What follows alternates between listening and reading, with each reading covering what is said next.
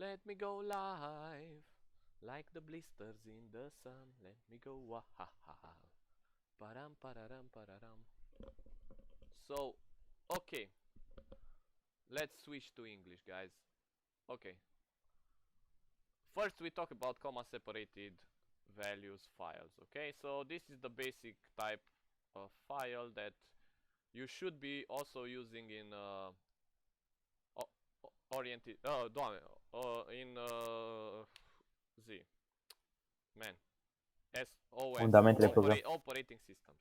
Okay, like let's see, nano or cat. Do I have some Kosovo? Can I do this? Yeah, sure. Okay, so I have to look. This is so cool, man. I didn't know that you can do that. How cool is this? Did you know that? That you can like cut. I forgot about this capability. Like, it actually cuts all the CSV files. That's lit, right?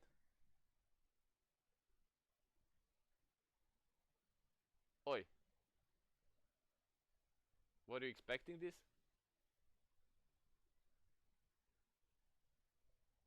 Can you hear me, guys? Yes. So why are you saying anything? Huh? Like, did you know that cut does that? Because I'm kind of amazed a little bit.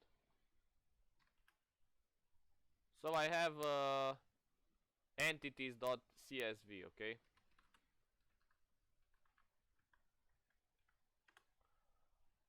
Can you explain what I'm seeing, Diana?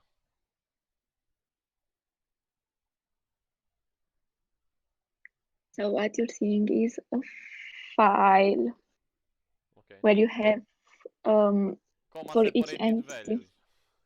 Exactly. Exactly, that's what the name is, right? So if you look at the line, it actually contains the information on an object of a type, right? So in my case, I have a ball, right? It's that has an ID, the sport it was designed for, the size, the color, the material, and the price, right? Guys.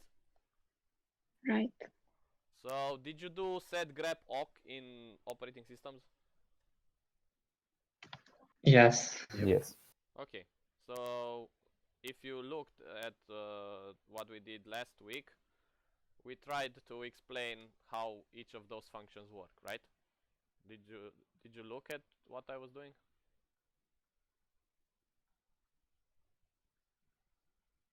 Guys, what I posted on Friday or Thursday.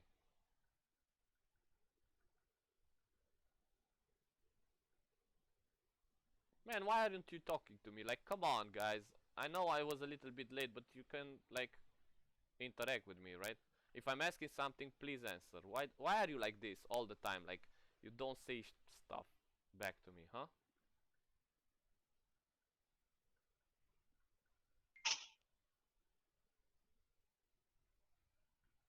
Look. Can you tell me what this line does? Let's say this one. No, it's not this one. It's about food, let's say. Who can tell me?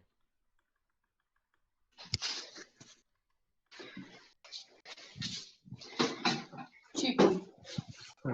Furcă. So who can tell me what this line does? Dragonașul.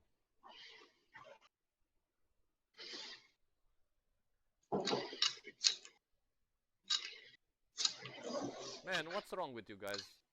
Why aren't you, like, participating in the discussion? Zăvo, vezi că faci ASMR, bă.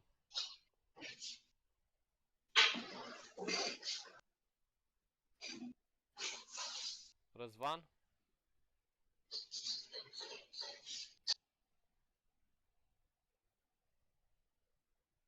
Răzvan? What's wrong with you guys? King of haters. I think it removes all the numbers. It removes? How can it remove? Not remove it. Take all the text from the file and. So what does this line do up until here? Look what I selected now. What does this do?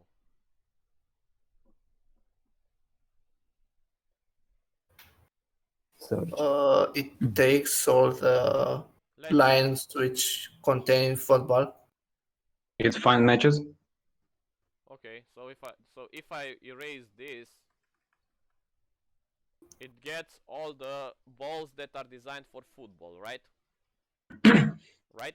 Yeah. Then you use a pipe, and you use sed in order to do what? To change to not. But don't change anything, man. What are you talking about? What am I doing with sed? I'm isolating the type of material used for the football balls, right? Okay. You don't know this stuff, man? Why aren't you responding? Didn't really practice it, but. What do you mean you didn't really practice it, man? Like, that means you don't know if you haven't practiced it. Okay, so, Diana. No. Can you tell me how it works, how sed works? Can you explain what this is?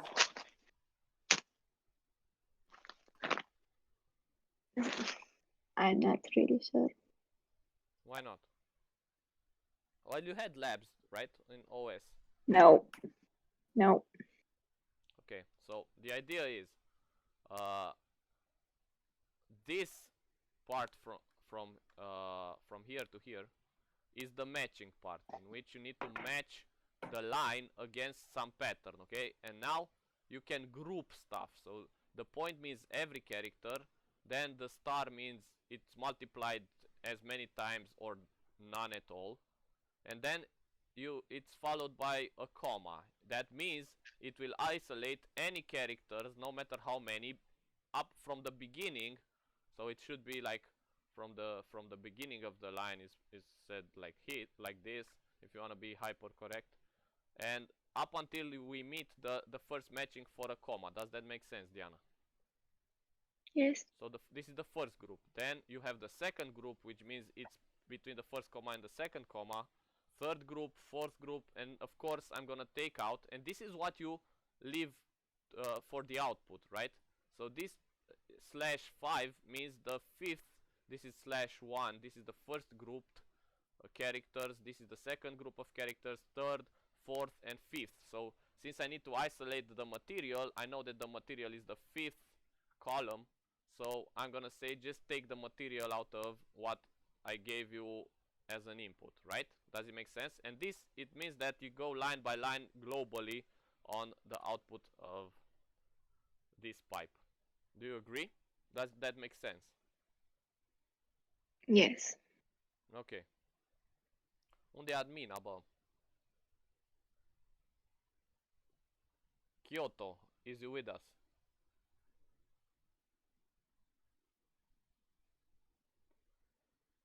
Man, what's wrong with you guys, man? We need to talk, okay? We need to discuss stuff. So come on, get in the program, okay? What's with this Silencio Stampa thing?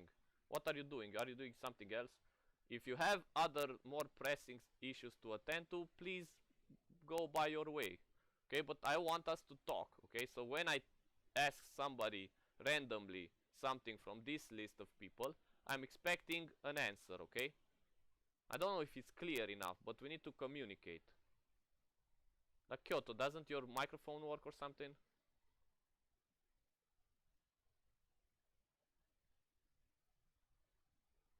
I can't talk. Okay. See, that is why people say online doesn't work, man, because you don't commit 100% to it. Okay, so the idea is that your operating system manages files, okay? Where are the files located?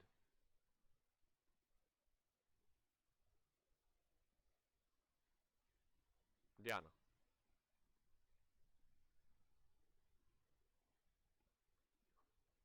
From a hardware In the- perspective.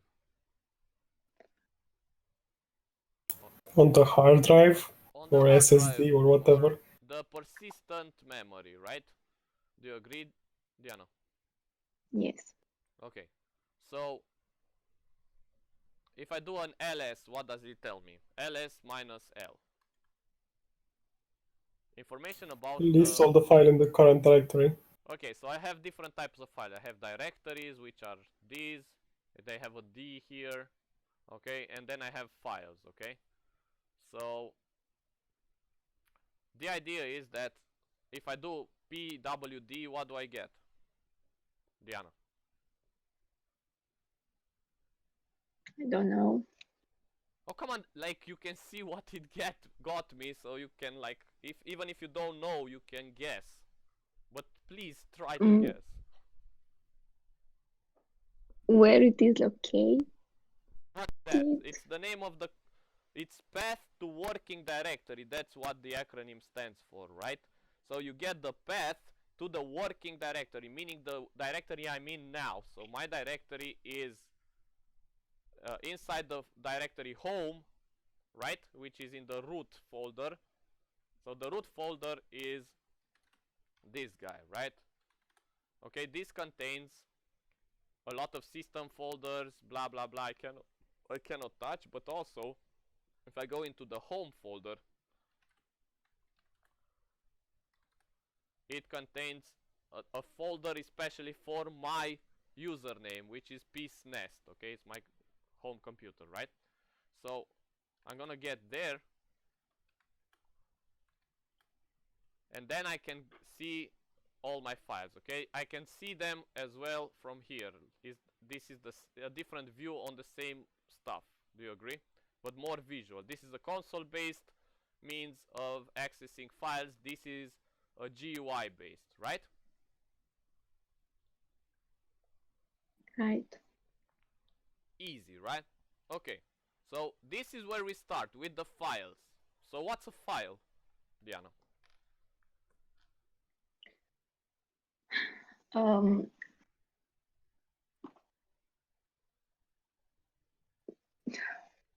Keep it simple, student.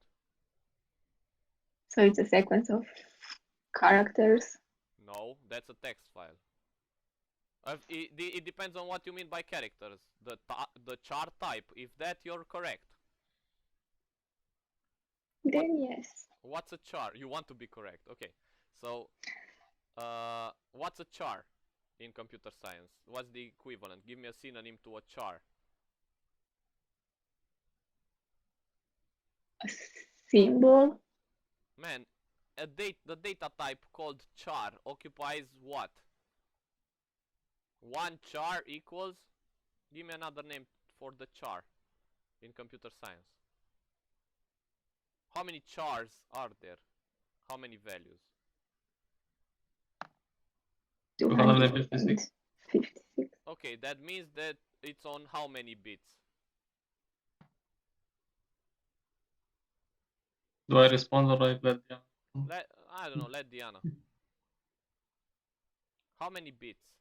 It's 256 is 2 to the power how much? 16, I guess. What? Don't guess. How can it be 2 to the power 16? 2 to the power 16 it's like 65,536 or something. Or more. No, it's more than that. How much is it though? I don't know. 8. To the power 8, Eight. correct. So how do you call 8 bits? 1 byte. Correct, okay? So what you were saying is a succession of characters, but that means it's a text file, okay? Can you give me an example, some other type of files?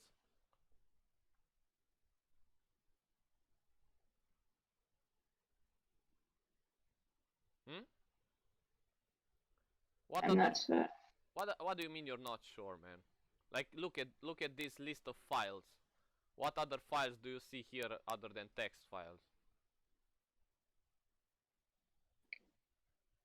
Executable files. Okay, so those aren't text files, right? Right. So what kind of files are those? Which can be executed. Yeah, but what are they made of if not of text?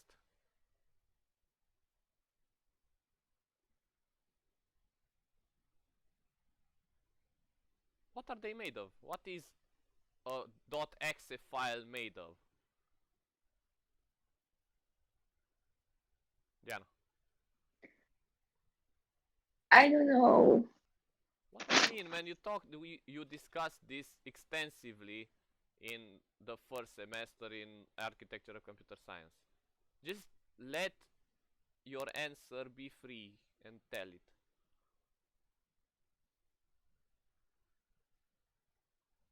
Whatever comes to mind is the right answer, so just answer. I know it has an application. Man, stop complicating your response. Give me the simplest response, okay? What is an executable file made of? Made up of? I don't know if someone else knows. Yeah, but I got you now. Come on.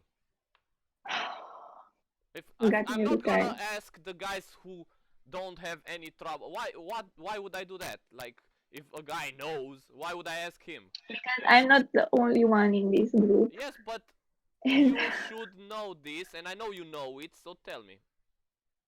You're not the only one. You will get off the case after this question, okay? I'm gonna ask some other...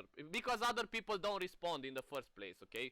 Because you have more cojones than all the other dudes in this conversation. That's why. Because you responded to me, and I repay you by asking you questions. I know lines of code. No, man. The lines of code are these. Look. The CPP file contains lines of code, right? I take the CPP file, I compile it, and I obtain the executable, which doesn't contain lines of code. What does it contain, though? Oh, come on, man. We covered this. I covered this in the first semester. What happens to your code in the compilation process? Guys, what are you talking about? Why are you confused as to what an executable file contains? Diana. It is built It's after. compiled. It's compiled. What do you mean it's Okay. built? You talked about compilation in the Architecture of Computer Science class, right? So what is the process of compilation, right? Let's take, I don't know, one of these CPP files. Let's take one, okay? Perceptron train, let's say, okay? I don't know. Okay, what did I do now? What is this? Can you explain this line to me, please? It compiled. Who compiles? compiled Who is it? the compiler. Which is named what? C++11. What No, do you mean? C++. This, yeah, the command. Okay. This is the name. What is G++?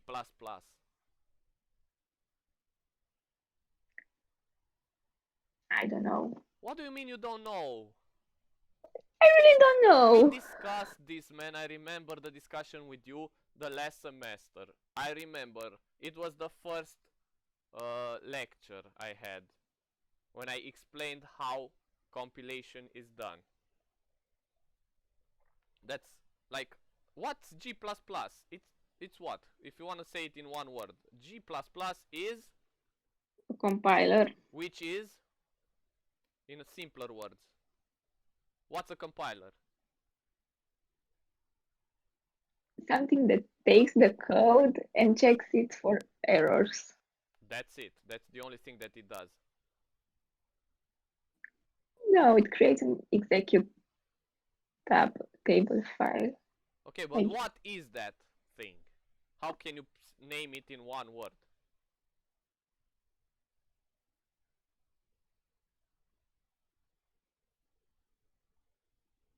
It's a puncte that does that.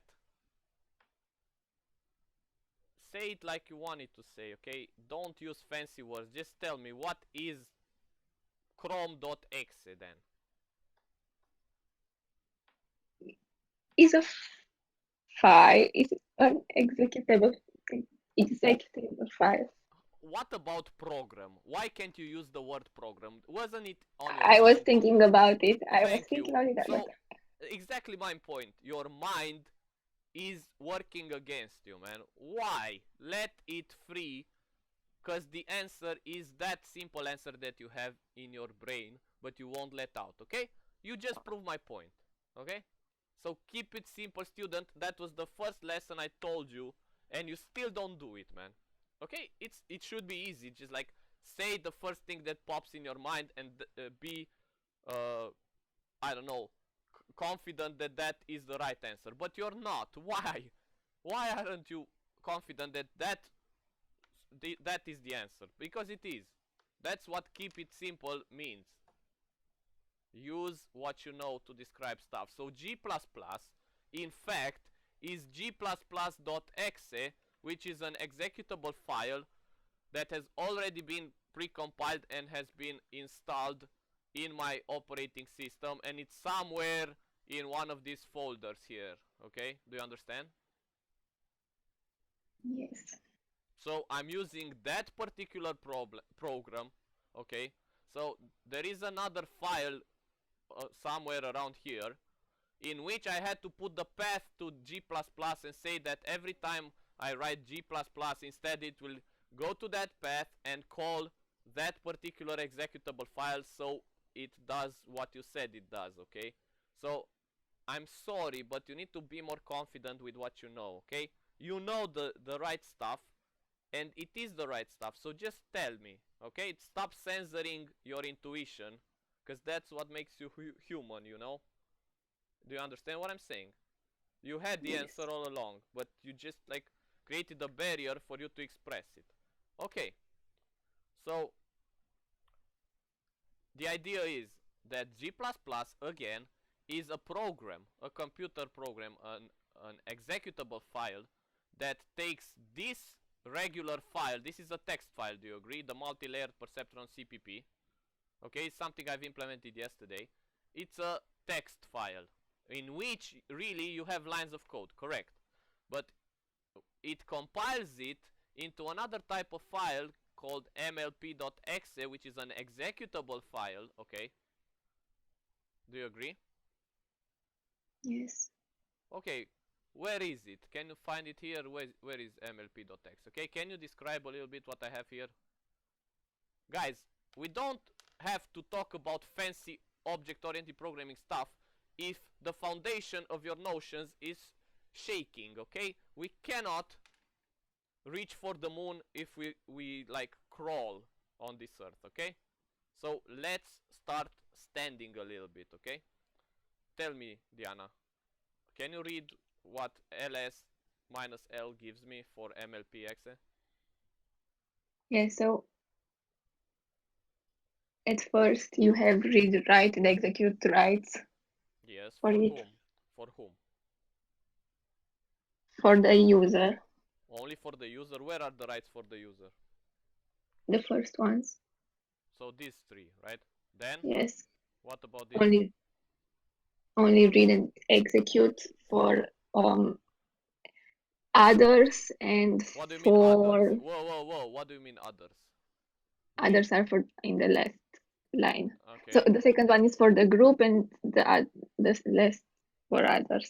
correct. Okay, so what about this? This is the directory you are in. I don't think so. What about this guy? Why does it have root written all over it?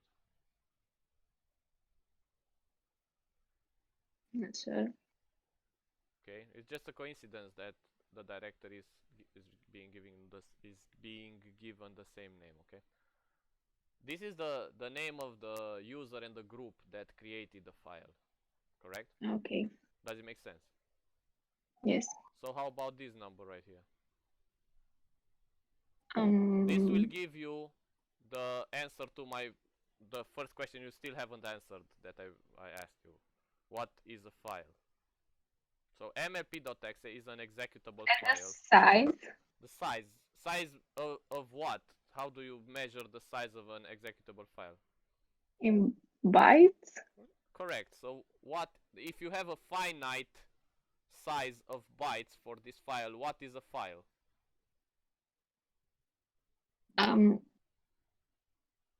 A sequence of finite A finite, finite sequence, number yeah, of bytes. of bytes. Yes. Was it so hard? No. Is it clear now, Diana? Yes. I know the answer. You knew the answer, okay? But please, come on. That's what I want from you guys. Like expression of what's inside, okay? We need to communicate. I need to know what you know, and you need to know what I want from you, okay? This Yes. is what we should do, and this is why we communicate, okay? I'm sorry, I don't want... Do you think I want to put you on the spot and that I take pleasure out of putting you out of your comfort zone, Diana? No, man. I have a job to No, do but I here. don't feel good when this. You don't have to feel good. What's about feeling good? It's about learning, man. You should... Okay, but there are other, I don't I know, know. 20 people there. I know, and okay? maybe one. I know. So, it's not supposed to feel good. It's supposed to feel bad so you remember it, okay? I'm just saying, okay? So, I'm sorry for the inconvenience. I'm gonna pick on somebody else now, okay? If you don't mind. So, Okay. but it's all clear now about files, I hope, okay? Because this is important to... We need to take it from the low level and move up to the higher level of abstraction that is given to us by the object-oriented programming paradigm, okay?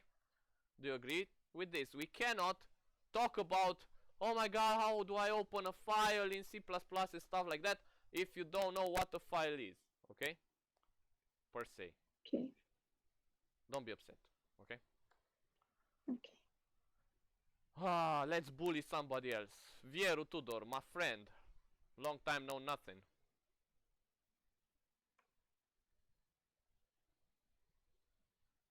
Yo. Diana, see why you got to be the scapegoat? Because nobody else is answering.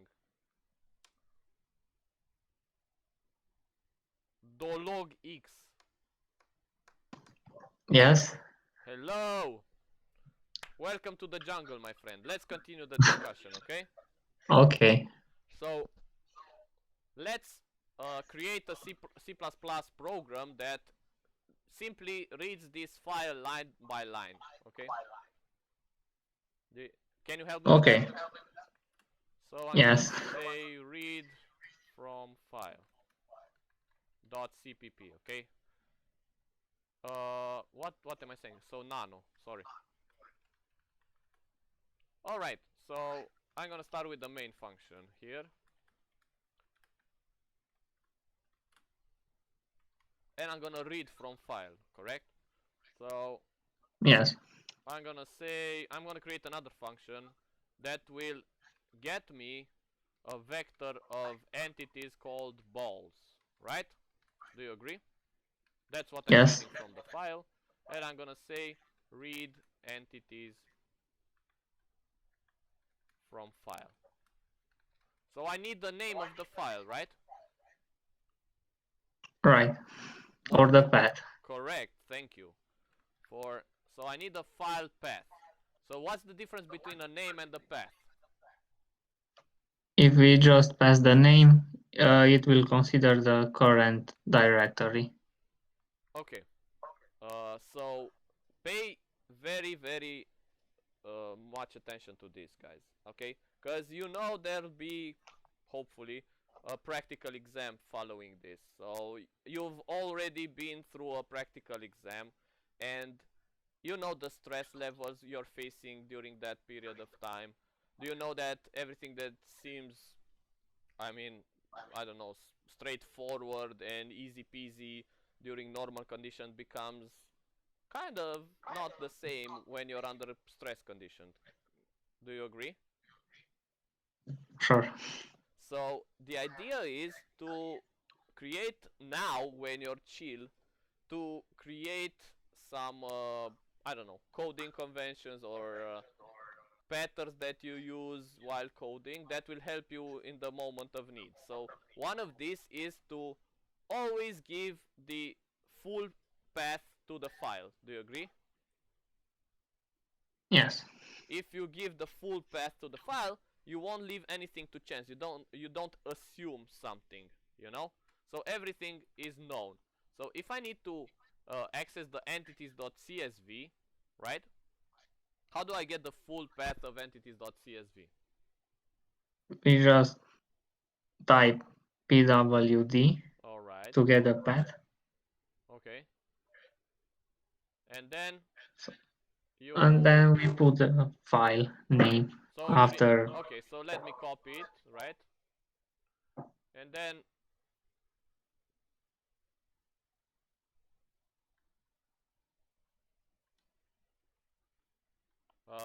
yeah, I go here and then I'm gonna create the path, right?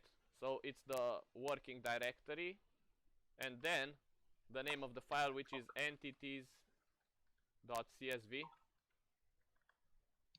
Sau era entități? How was it? I didn't remember. All right. So we'll check, okay? If it breaks, Okay. we know why, okay? So now let's implement. This is a vector ball.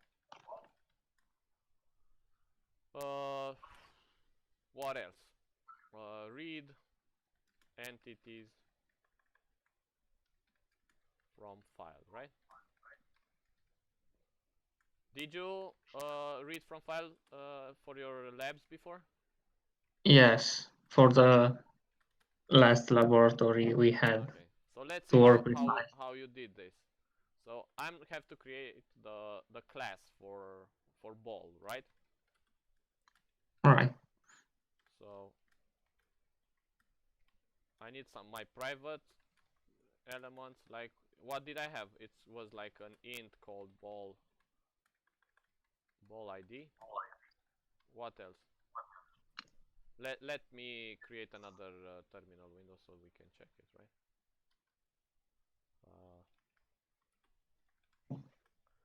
Okay, so ball ID, sport, size, color, material, and price, right?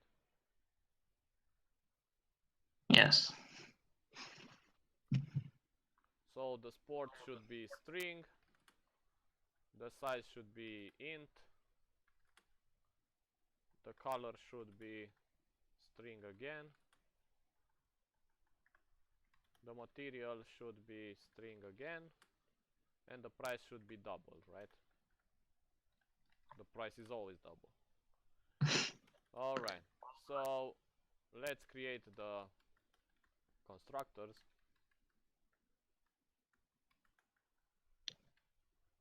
The default constructor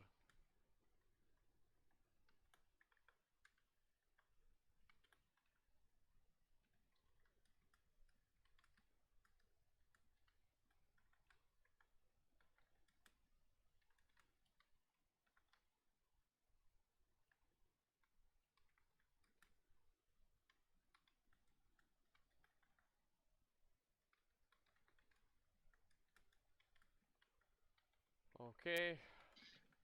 What else? Price, right? Okay, let's do this thing. All right. What else? The copy constructor and the explicit constructor, right? Yes. Okay. Just bear with me. So now I need the copy constructor. It's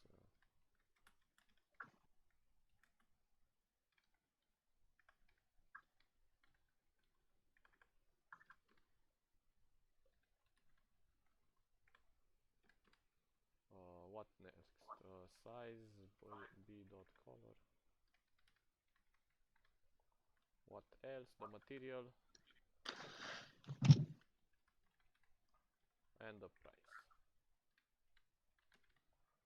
Alright, so what about the explicit constructor?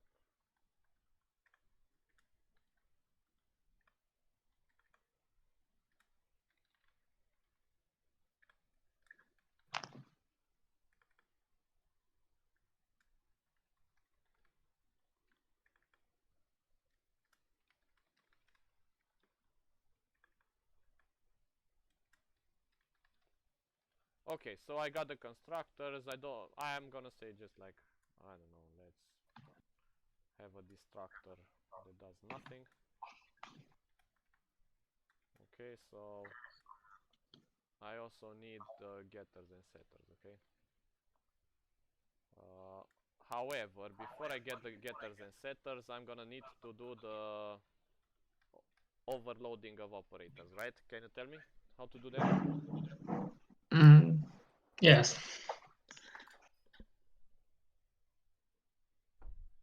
So tell me. So we should have the input and output stream. Okay. This one is like this, right? Yes.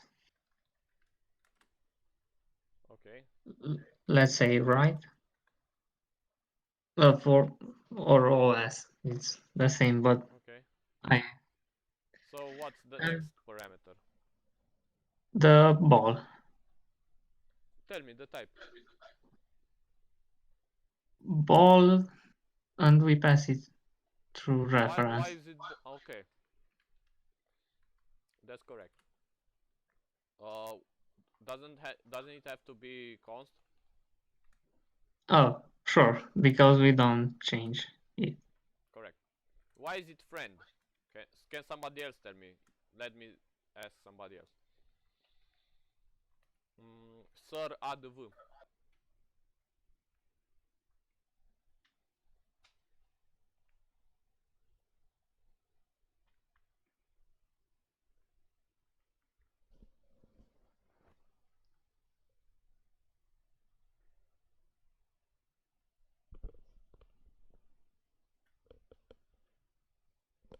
Sir adv, are you with us?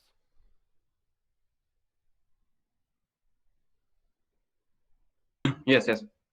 Okay, so tell me. Why is the friend class? Yes.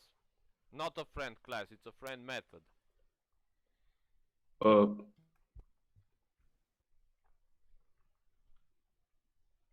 I don't know. What do you mean you did implement it, right? No. You didn't do your homework? No, I didn't do the last assignment. Okay, excellent. So I'm not letting you go. Thank you. Okay. What's the other guy? Dolog X. Thank you. You're good. No problem. I got another one. So continue, please. What do I do next? What do you know what this operator does? Yeah, it has to print to the file, right? It doesn't have to print to the file, particularly. What about this OOStream class? What is it? Guys, let's talk about it. Let's look for it.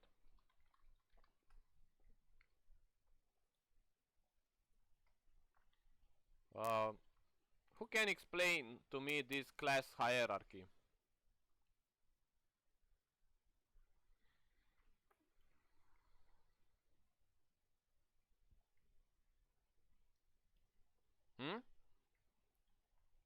Guy, can you tell me?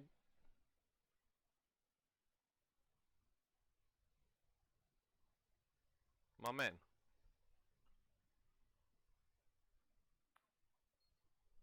What is this? Do you guys use this site called c++.com? The basic manual for C++? Yes. Yeah. Okay, so this is like where you need to go to understand things, okay? It has everything. So, Sir Adv, what's up? Sorry, my internet is pretty bad. What was the question? I was disconnected for. The question is, what's OStream? Looking at this class relationship depiction, right? Because I cannot call it a UML diagram. What can you tell me? I don't know. I'm sorry? I don't really know. Why? Did you attend the last course? No. Why not? I don't remember exactly, but I Did you watch the recording of the last course of Juliana? really that it's on my to-do list. It's on your to-do list. What else is on your to-do list, my friend? I'm just curious. Do you load the model on? What else? Clean your room? I don't get it. Like, man, we're still fighting this, right? That means we need to do our part of the bargain. And your part is to, like, I don't know, get interesting in the stuff. I'm just saying, what's wrong? Why are you behind? Not, Hmm? I'm here to learn about that. Like, No, I you're don't know, not, but man. I mean, if you do it like this, it's just a waste of time, man. You know what I'm saying? You need to check the course, find out what it's about, then come to the seminary, then work on your lab. That's how it was intended, you know what I'm saying? If you come to the seminary and you don't understand what I'm talking about here, we don't solve anything.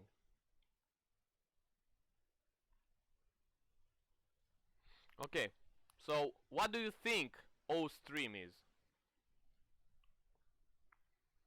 it's a stream to. What is it? I don't know. What can it be?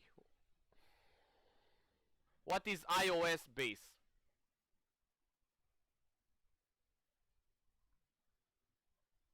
Man, the answer is on the page. On what? On this page that you're seeing. You're not watching what I'm watching? No.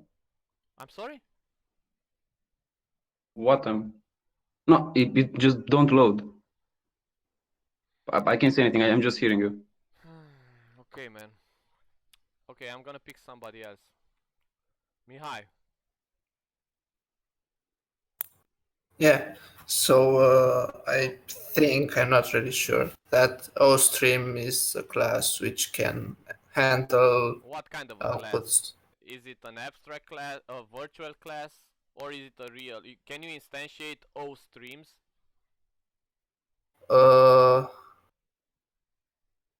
I think, yeah. Or not. Okay.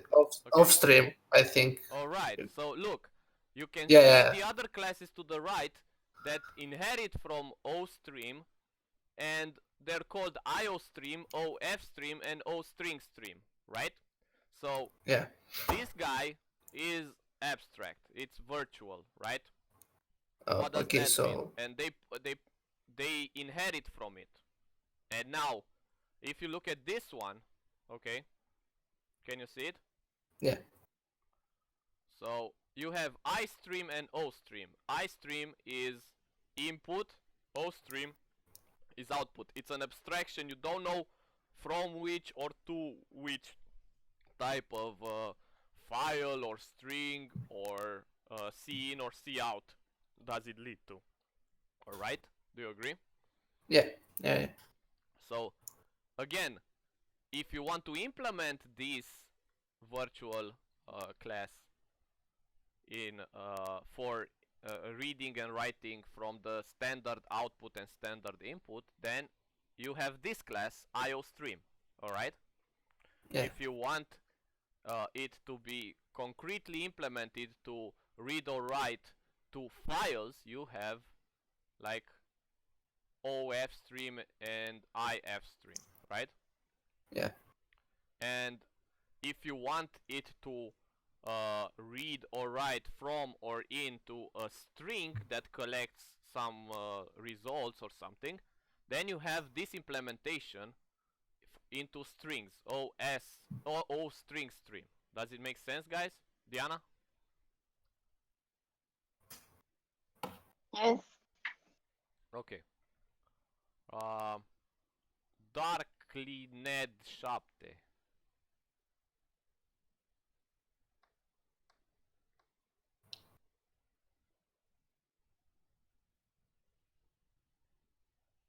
Not a bot 01.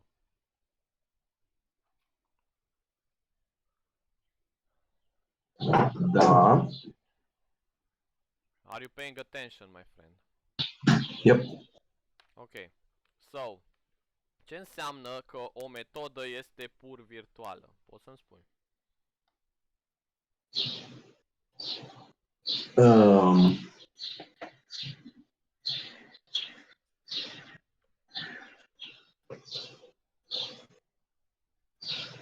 Not really. De ce? Ați Ah. vorbit despre... Did you talk about this? Am vorbit despre ele, dar Cum? am întârziat la stream și când vorbea despre chestia și nu m-am mai uitat. Dar nu e înregistrat ca să te uiți după. Ba da. Ok. Congrats, man. Your dedication level is inspiring, man. George.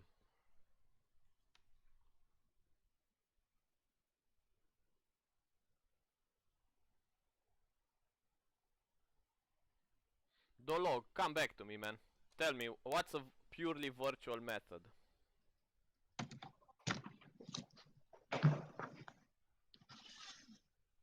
I don't know. Did you talk about it with Yuli at the course about polymorphism and stuff? I only read the course. Okay, so during the reading of the course, did you stumble upon the notion of a... Okay, bine, George. So you cannot talk, George?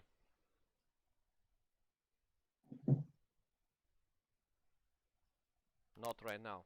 Shit, son. Okay, man. Okay.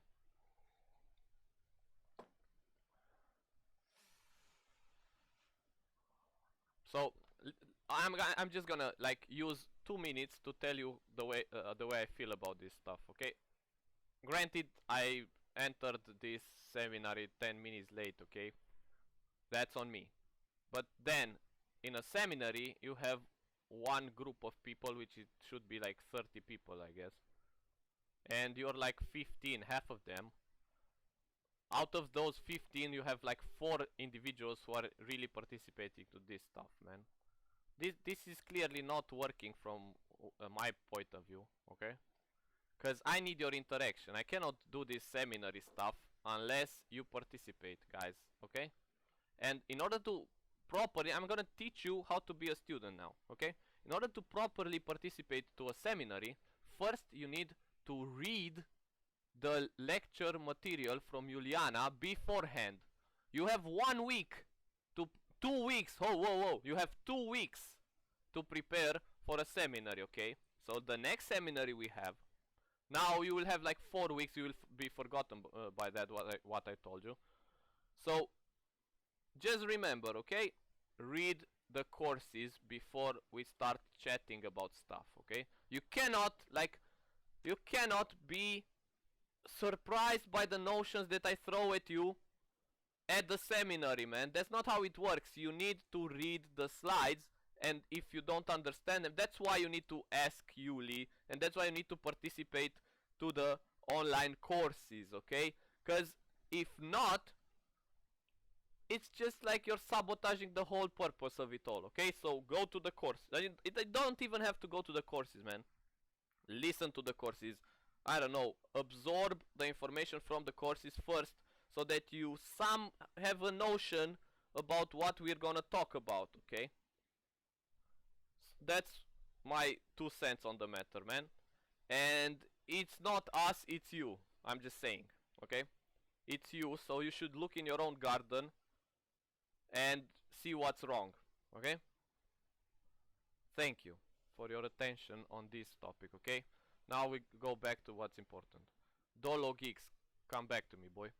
Tell me. Yes, I found the definition on Wikipedia. Okay, does it make sense? Oh my god, Wikipedia. Yes. Okay. And you're gonna say like, Indians on the internet helped me with my degree. Correct. Of course. That's what you're gonna say in the end. Not you. You as a whole. So tell me, what is that? A virtual method. And a purely virtual method. So, it it just define a target, and that target will be executed, but the target is unknown at the compile time. Okay. Okay. So what do you provide? You simply provide the header of the function, the what goes in and what goes out, right? Right. Okay. So can I say let's see something, okay? Can I create here a class, okay, called identifiable,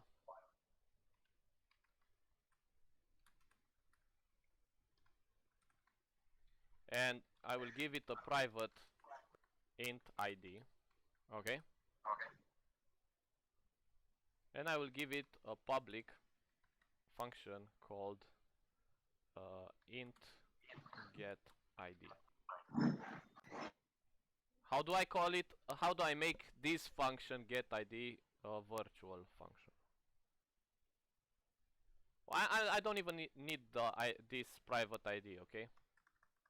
How do I make this syntactically? How do I define a purely virtual function, a method? Virtual int get ID equals to 0. Equals 0, right? All right. So instead of using this ball ID, I can use the ball ID here or whatever. What if I say that this class, how do I inherit from identifiable? Who can tell me? 2 dots and public identifiable. Thank you. What does this mean? If I do this and I try to compile this,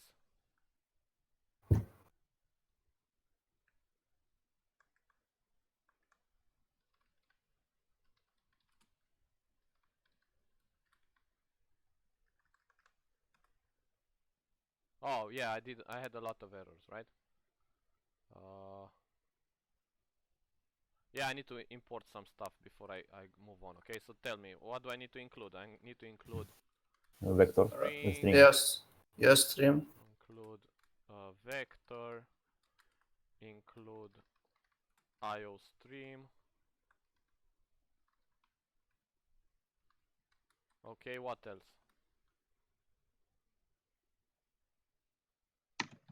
Why do we need to include string if we have IO stream? You don't.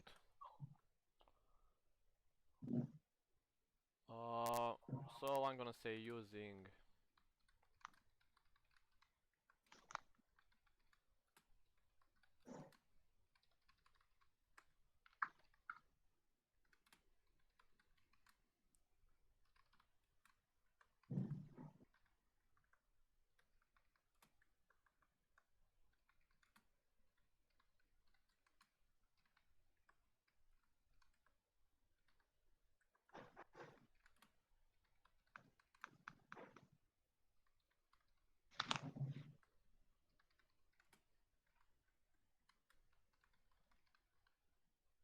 okay.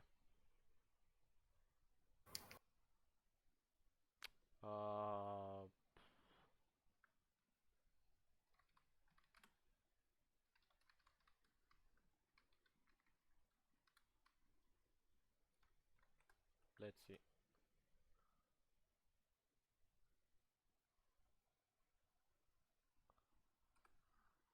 It's called ball ID, right?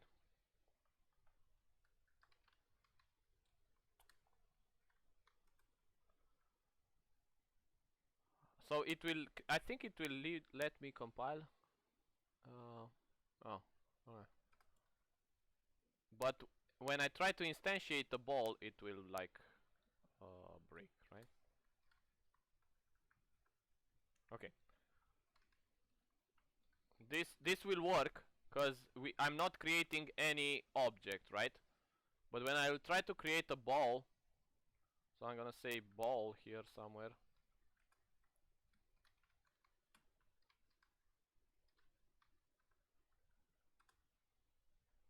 What does it say?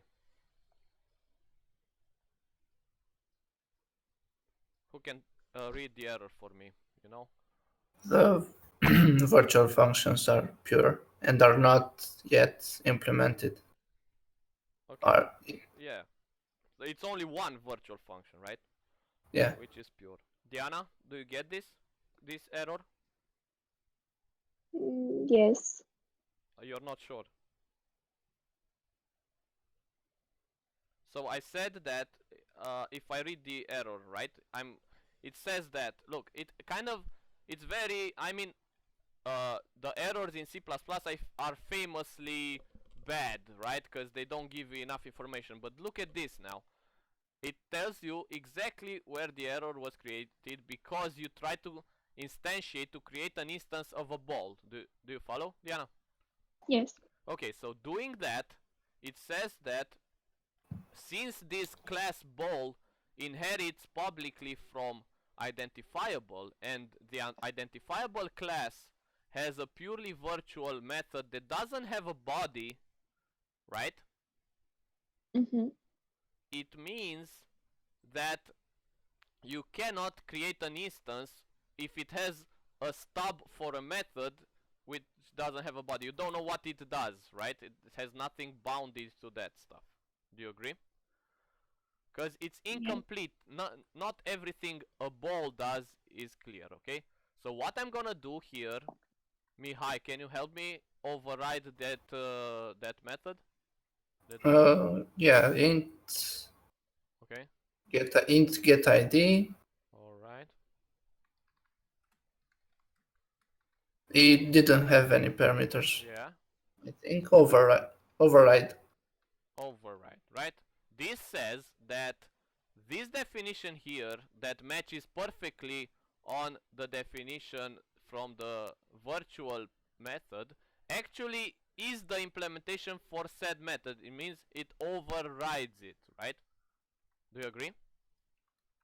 Yeah. Okay, so now I'm gonna implement it using what I have, right? So that means using my ball ID. Do you guys agree? Diana, Yeah. is it clear now? Yes. Okay. Alright, and now I don't have an error, and I can instantiate this ball, right? Everything works perfectly, okay? Did you understand now what the virtual function is? Sir ADV?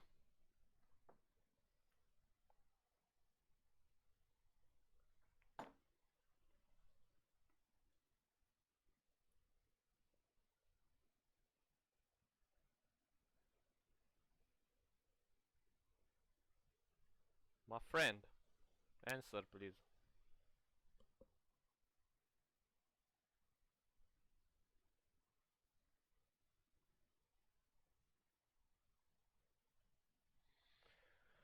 Sir ADV, are you with us or not? Tell me.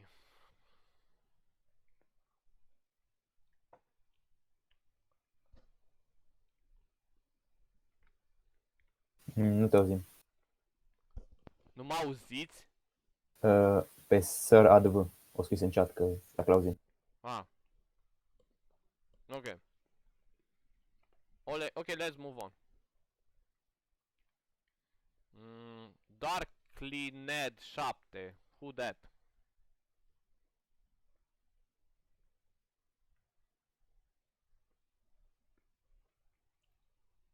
Not a bot 01, te comporți ca un bot, bă, numai să știi. Dar nu sunt bot. Nu? Ok. Am vrut numai să te scot la iveală. Bun. Did you understand this? If you did, my friend, let's create an abstract repository. A repository that only holds the definition, the headers of the functions any repository should have. Okay? Are you in on this? Yeah. Yes. Let's do this. You tell me and I write, okay? It's a class called iRepo. And let's make it templated. Do you agree? Yeah, why not?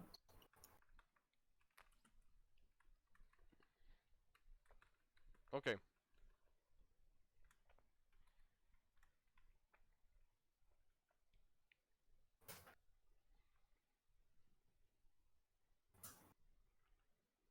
So, what does it need to contain?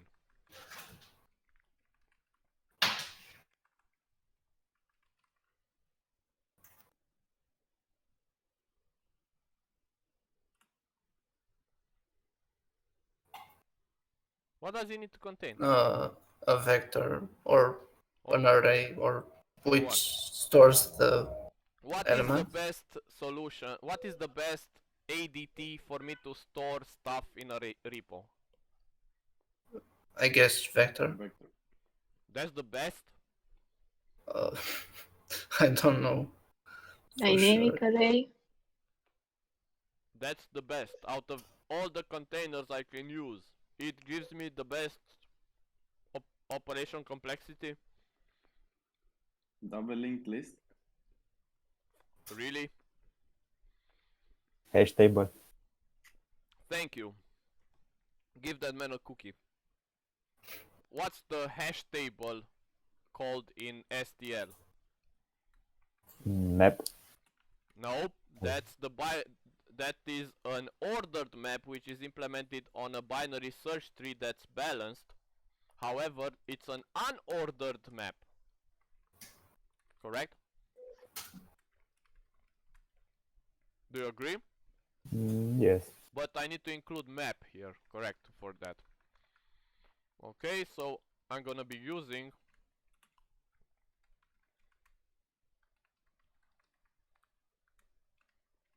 okay, did you guys use it before? Nope. No. Of course you did, only in another language. It's called the curly brackets in Dictionary. Python. Right? Oh, yeah. So, I have an unordered map of what? Of the element. Man, okay. A map, as you said, is a dictionary. What do you have in a dictionary? Oh, key The key. value pairs. Okay, so what's the key, what's the value in my case? ID. Hmm? Ball ID. It's gonna be an int. Why do I need to fuss, right? And maybe I can make it like this. What do you say? Maybe I can do it.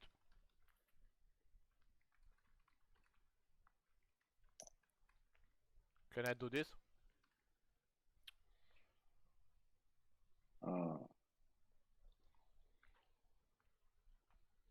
Come on, let's see. Because now we're getting to the core issue here.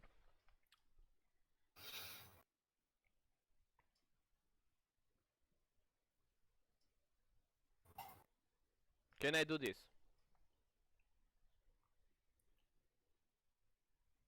Diana,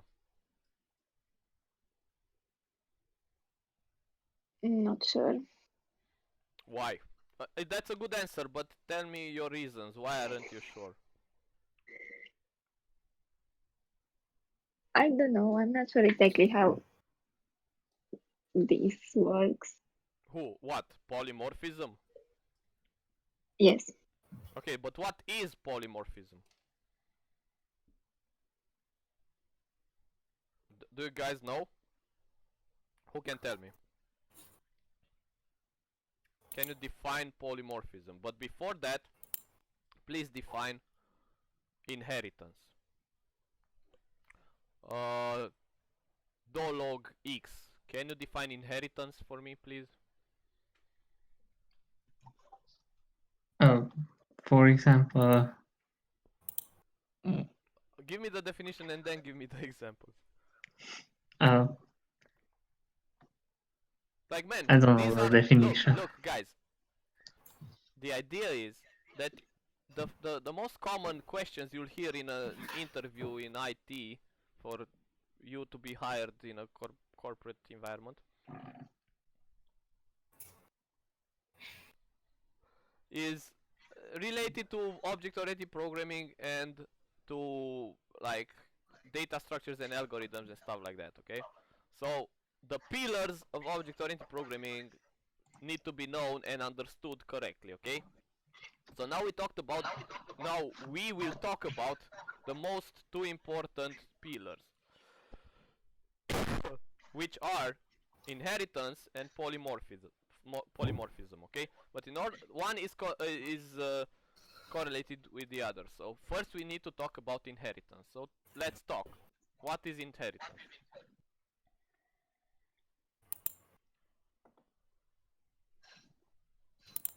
When we derive a class from another class. Okay, so what does it mean?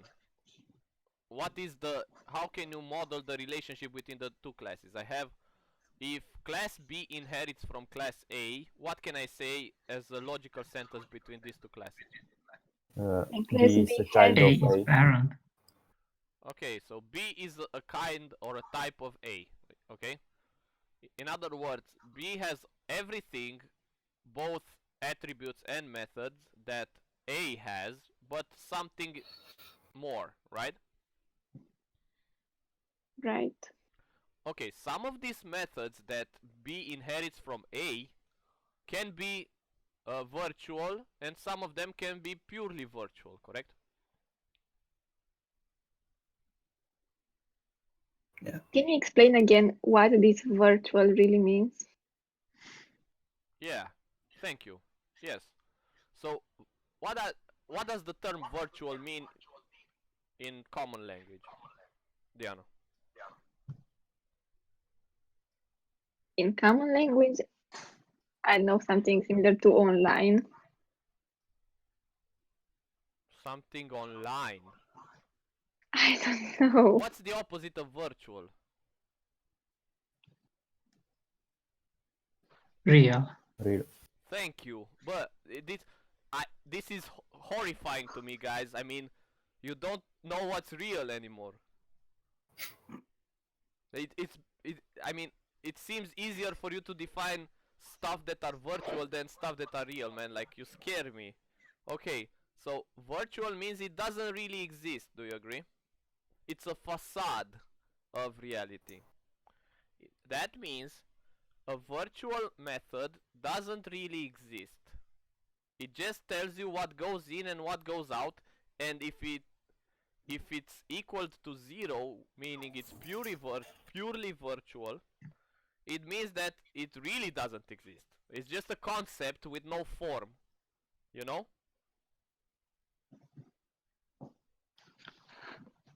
Do you understand? Yeah. Yes. Diana. Yes. So virtual means that you have a header for the function, but you don't have the implementation. Purely virtual. You can have a virtual method like, I don't know, let's say here on this identifiable. So the class ball will inherit this method, let's say virtual int, I don't know. Okay, and this one has an implementation. It returns 42. Okay. So if I'm gonna call Diana, if I'm gonna call this, if I'm gonna say b dot, I don't know, and I'm gonna print it, what will it give to me? It returns 42 or whatever value was there. Yeah. Okay. It should. Okay. So let's see.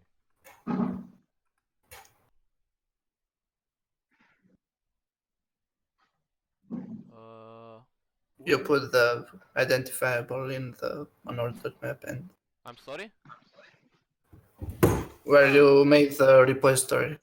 Yeah, let me just like erase this for now.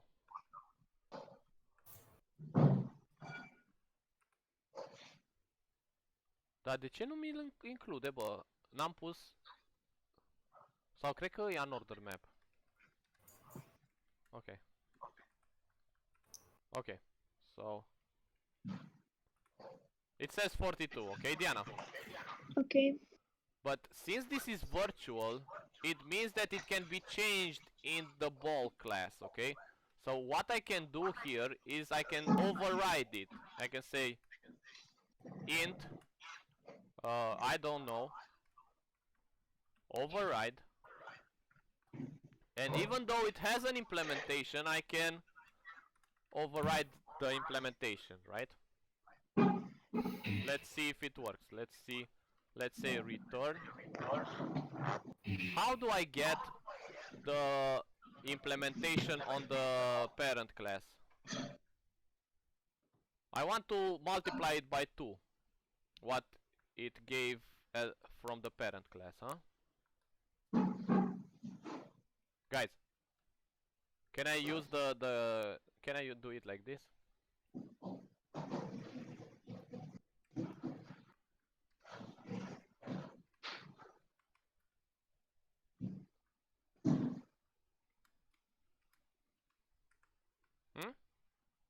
Let's see.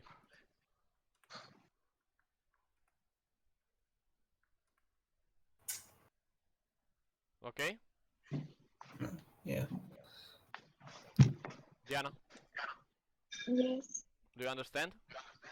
What happened? Yes. Yes. Okay, so for a more vivid example, okay? You inherit your grandma and great grandma's recipe for kozonak, you know? Okay. But you decide to put some raisins in it or some more modern stuff to spice things up. You take the recipe. This is exactly what we did, right? You took the previous recipe from here, correct?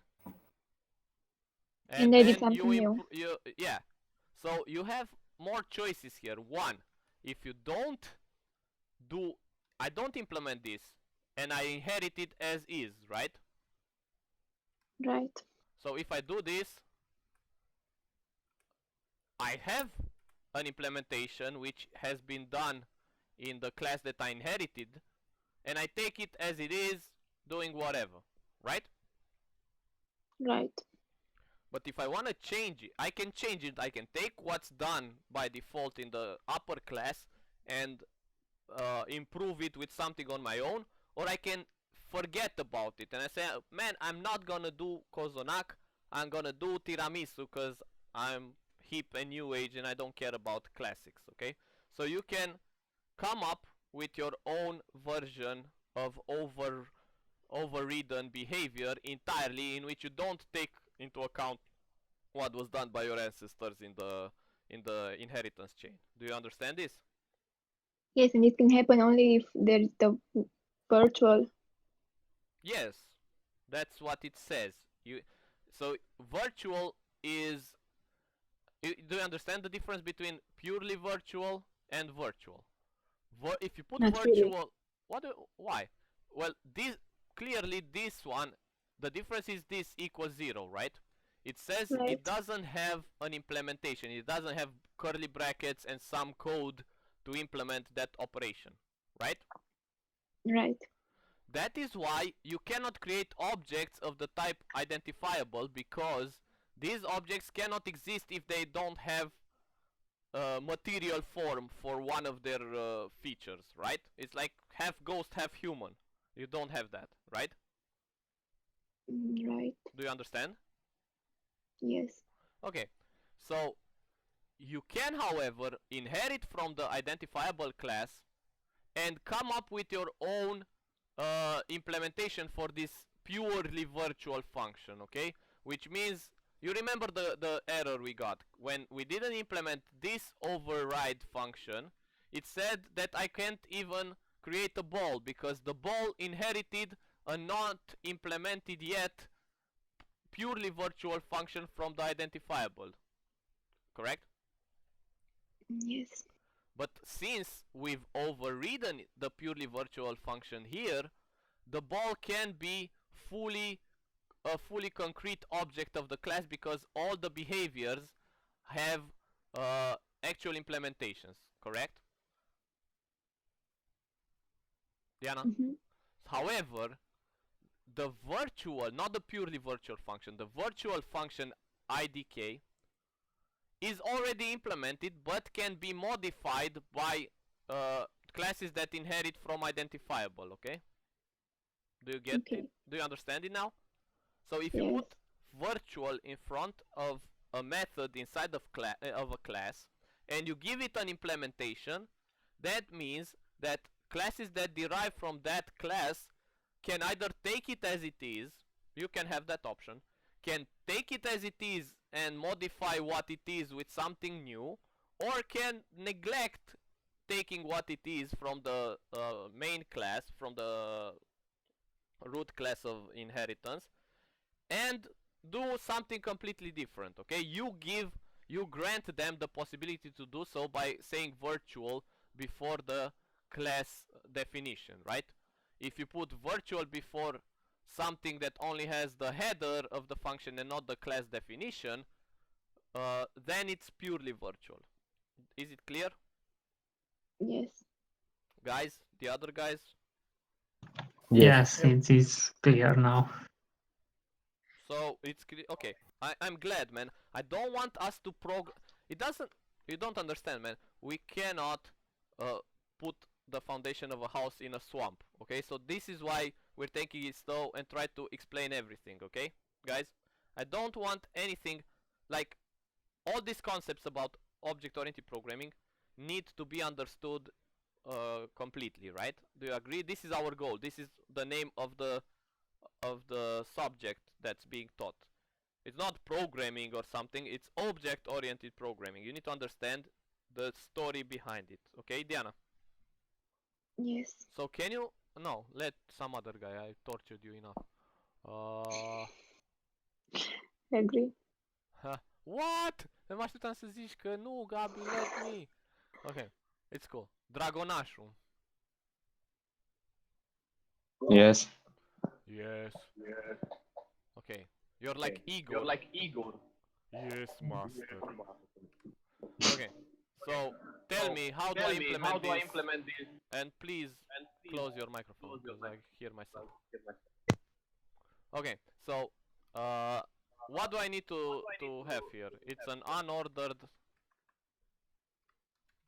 map of, and the idea was can I store int and identifiables?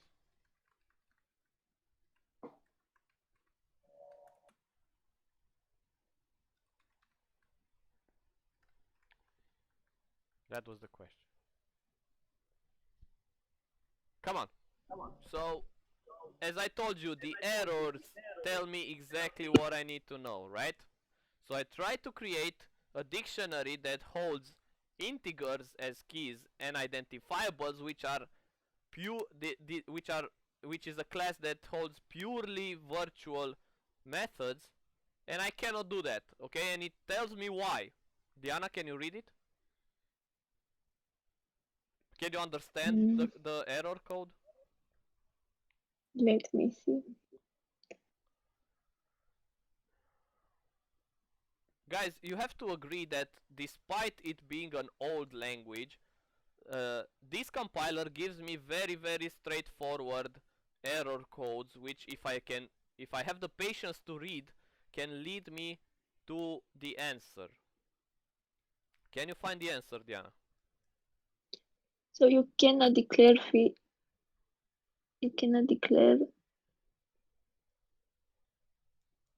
I don't really understand. Okay, but read it carefully, okay? It says in the file blah blah blah whatever. This is the line we should start reading at, okay? It says that it tries to instantiate a structure called pair of int and identifiable. Clearly, this refers to the pairs inside the dictionary, correct? Because you said that the dictionary contains pairs of keys and values, right? Yes. Okay, so it cannot instantiate, it cannot create an object of type pair because of some reason, right? Okay? And then Yes.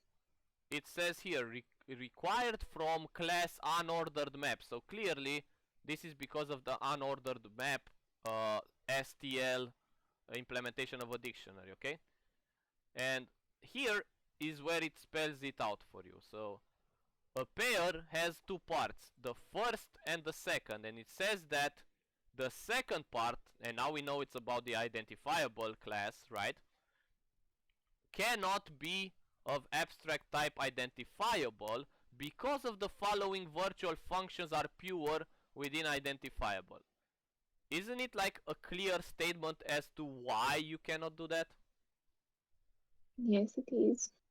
So that means I cannot instantiate whatsoever an identifiable, and I try to instantiate an identifiable here. So if I cannot instantiate an identifiable, what other choices do I have? Instantiate a ball. Yeah, but I don't want balls, I want any type of identifiable object. You have to change the function getInt. No, the function getID stays Oh, what it is. getID. Yeah, you Okay. can, but it defeats the purpose. I want that. The identifiable doesn't change, okay? Lay off identifiable. Hands off it, okay? Okay. So I can change what I'm storing here. If I'm not storing actual objects, what else can I store?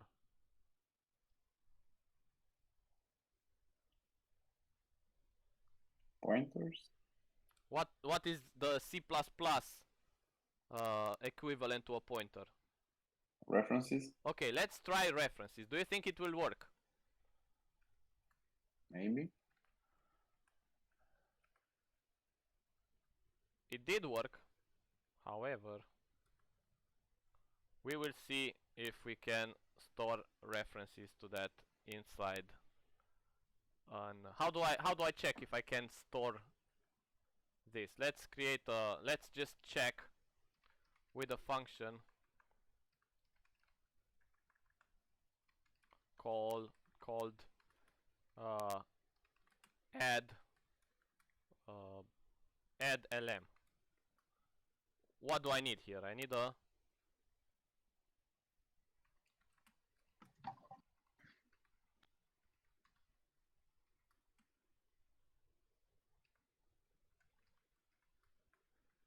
and I'm gonna implement it here. It's not good practice, but let's see what it does, right? So it's gonna be this lms dot insert. I'm gonna create a pair like this. It's gonna be ident dot get id. Now you see why I need that. Do you understand what I'm doing with this? Where I'm going with this? And let's see if it works. Yeah. Okay. So I get errors, right?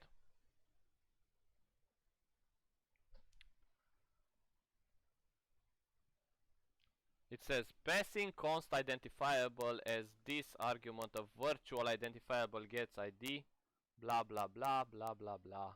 So it's because of this, right? Why is it because of this, guys? Because the method is not implemented. Exactly. So what am I gonna do? I cannot. The idea is if I need to store an identifiable like this, I will not be able to do so, right? Because you don't know how much space you have for the reference, or you know, and you need to pass it as pointers. Let's see if it helps.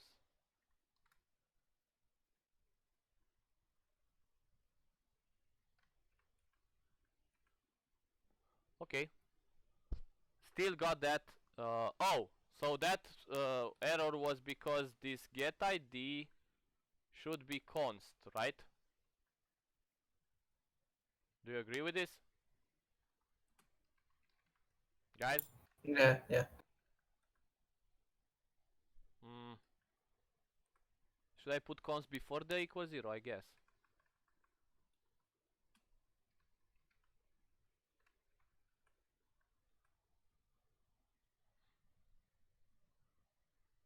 Oh, const in the implementation as well.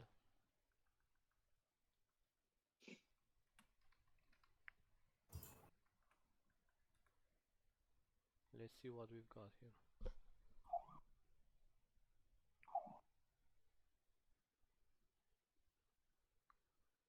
I think it shouldn't be const, right? I just need to put it as identifiable. Yeah, okay. Now, how do I use this?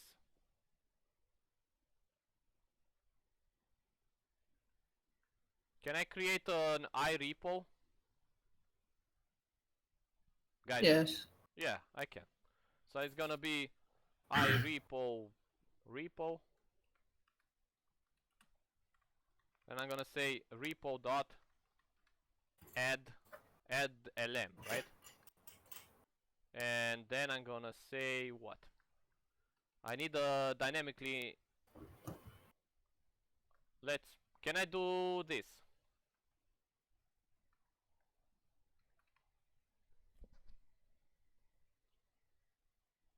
Diana? I guess no. Why do I can? Like, this gives me the address in a pointer, right? I have a ball. I need a pointer to a ball. I take the address of a ball and I get the pointer.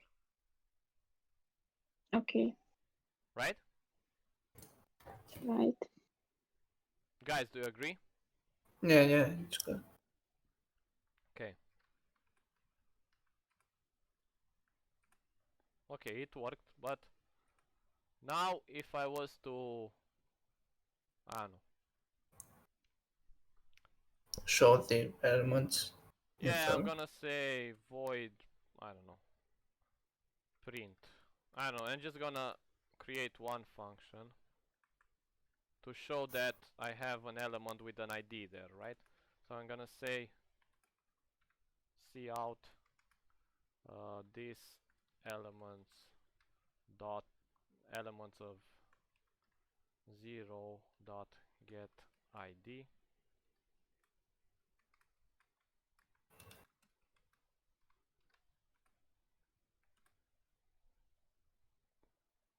It's an arrow, right? Guys? Yeah. Ah, I need to call it. Okay. I need to call the function. So then I need to call repo dot what do you say, print, right? Print. Okay. Diana, are you following? Yes. Alright. So it gives me 0. It's correct, right? Because I used the default constructor. Do you agree? Yeah. So what if I want to use the explicit constructor and give it whatever ID I want? It's gonna be blah blah blah. What do I have next? Sport size.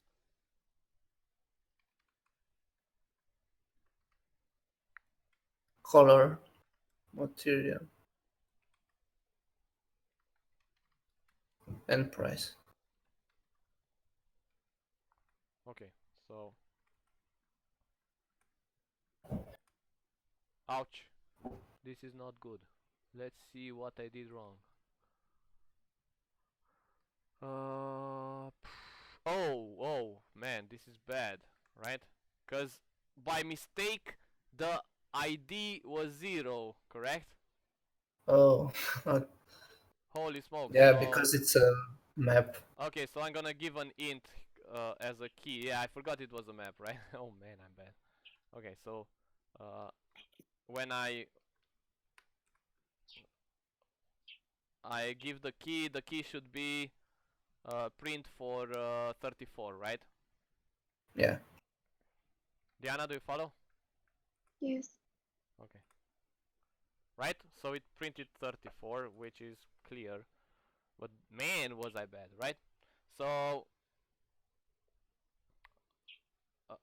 the idea is that I want to hold. Let's see if I can do it using references. Okay, let's see if it breaks by if I use references. Okay, do you agree, guys?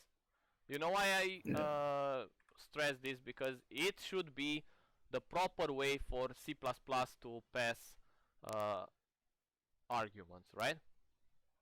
But however, the idea is that I need to remove that as well, right? The idea is that you have some problems when you try to pass to store. Oh, that's again. I need to change this to store references inside of STL vectors. Okay. See? So you can't when did you cover STL containers in the course? Did Yuli talk to you about STL containers? I think yes. So how do these containers store stuff? They actually store the values, do you agree? And they actually call the default constructor when you instantiate a vector of some sort, correct? Diana? Yes. So let's say the vector implementation from STL it's in fact what you've done for dynamic vector, right? Right. That means it has to have an initial capacity that Yes. is allocated. So it has an initial capacity and it has to actually store actual objects of the type you want, as many as the capacity tells you, okay? That means it calls the default constructor for the type you want for as many elements as you want to instance, right? Do you agree?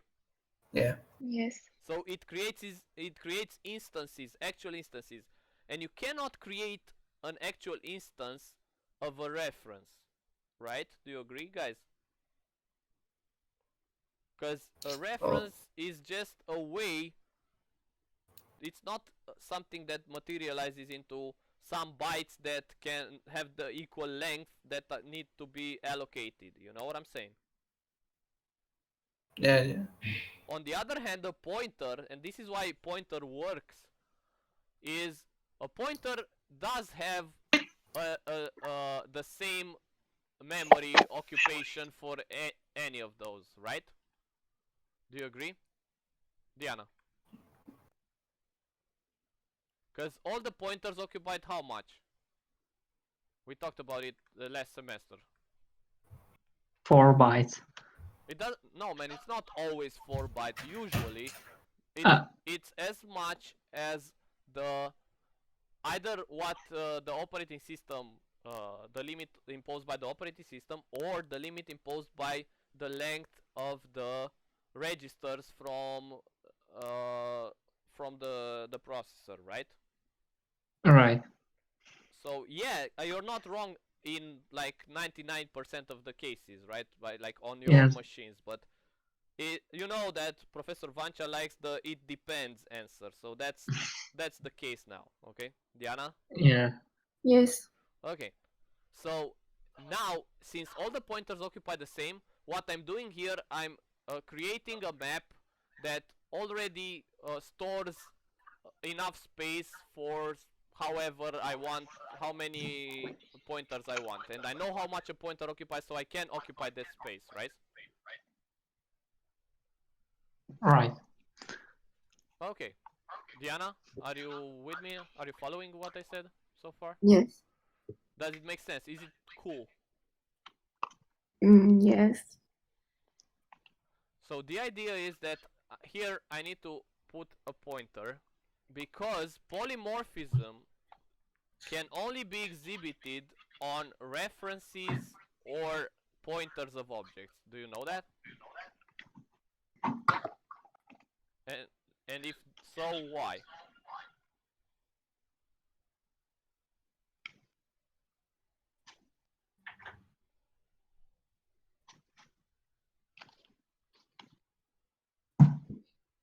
Hey yo. Do you understand what I'm saying? Not really. Cause okay.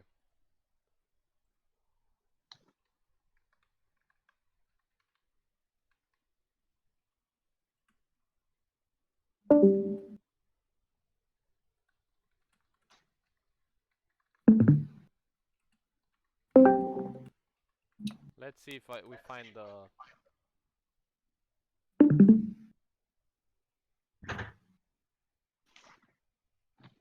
Let's see what they say here. Look. The idea is that if you pass something by reference or by pointer, it can be modifiable, right? Yes.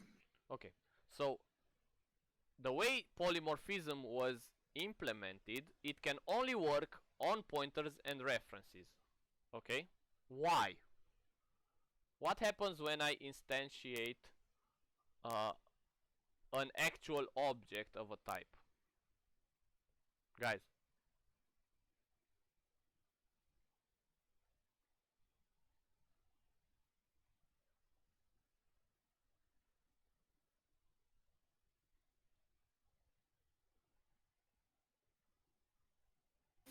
We reserve the memory we need.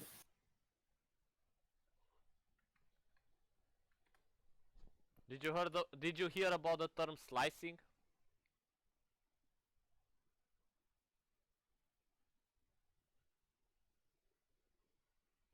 Yo.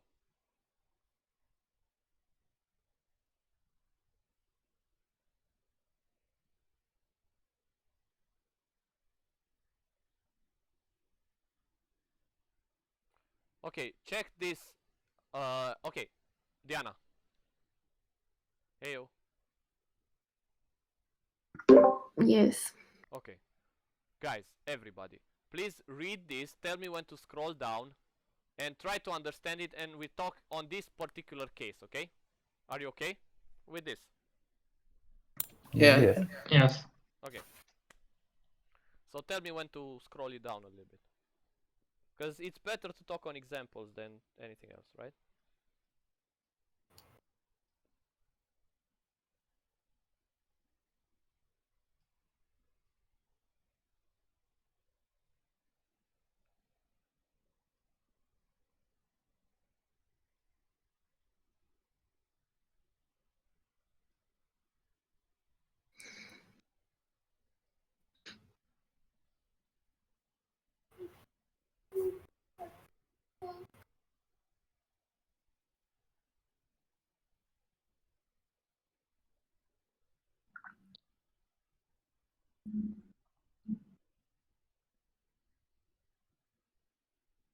Can you explain why the bad dog is Yeah, okay. So you know that you told me at some point that I should not use identifiable in the dictionary here, instead use ball, right? Whom of you told me that? I say that. Yeah, okay. So the idea is that I could have done that, correct? I could have said an ordered map of int and actual ball, not ball star. Okay? Because the Yes. ball can be, like, it has all the implementations concretely implemented and can be instantiated. So I can create a map of int and ball. But the idea that is presented here is that I have an upper class called animal that, Diana, you can see this is not a pure virtual method, it's just a virtual method. It has this implementation like roar, okay? That is typically inherited by dogs as they are animals, right? This is how the dogs used to communicate, right? Yes. However, since it has been domesticated, the dog does woof or barks, right? He's more tame now, okay? And this means that the dog sub race of animals has what? Overridden this with bark, okay? So you are gonna tell me why isn't override written here, right? Diana. What? I thought you were gonna ask me why they didn't write override here. Because they should, right? I know, I didn't observe that. Okay, so the idea is that some compilers, like, they tend to skip that one and to complete it by their own, you know, they understand that it's elliptical, you know what I'm saying? So, they check if this stub for the method has been implemented and they make the matching themselves, okay, without the override, but you should put it there just to be sure, okay? Okay, and then when the animal bad dog is initialized. Okay, so first I can initialize an animal since this isn't purely virtual. If this was to be equal 0, I couldn't have done this. You agree, right? Right. But now an animal does roar, okay? You can see this. Bon. Now you instantiate a dog.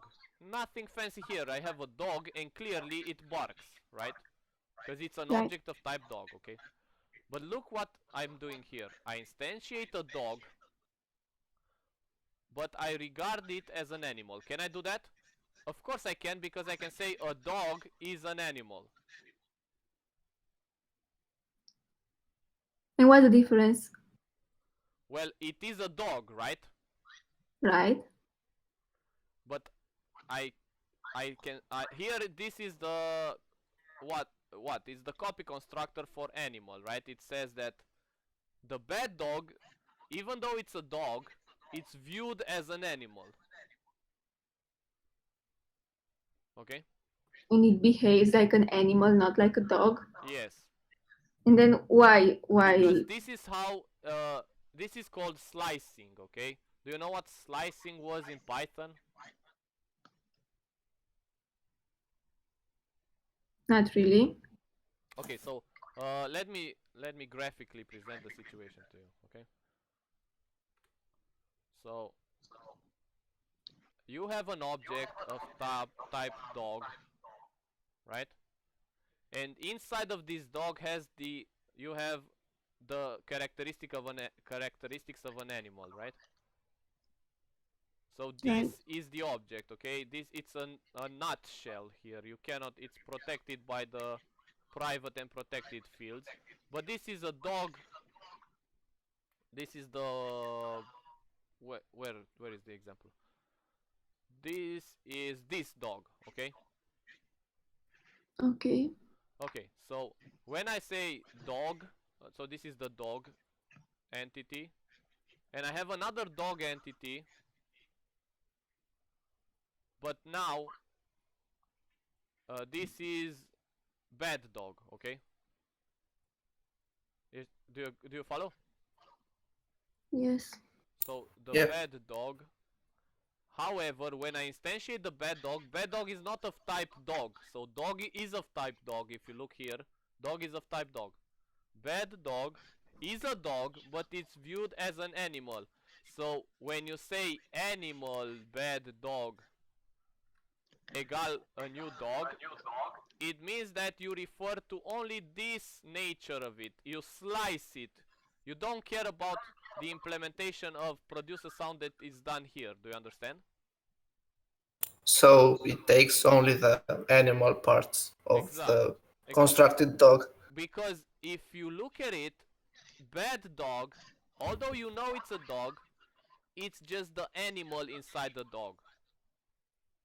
And here you have an implementation that has been overridden by this if you would have looked for this perspective. So if from the dog, if you instantiate it as a dog, it will take this implementation from here that supersedes this. If you didn't have this, it will go and look for the implementation in the main class. But since you have it here, it will behave like a dog. If you do you understand, Diana? Yes.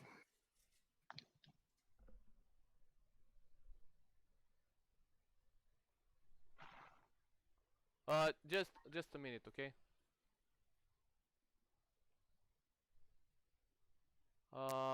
Let me. I'll come back in a GIF.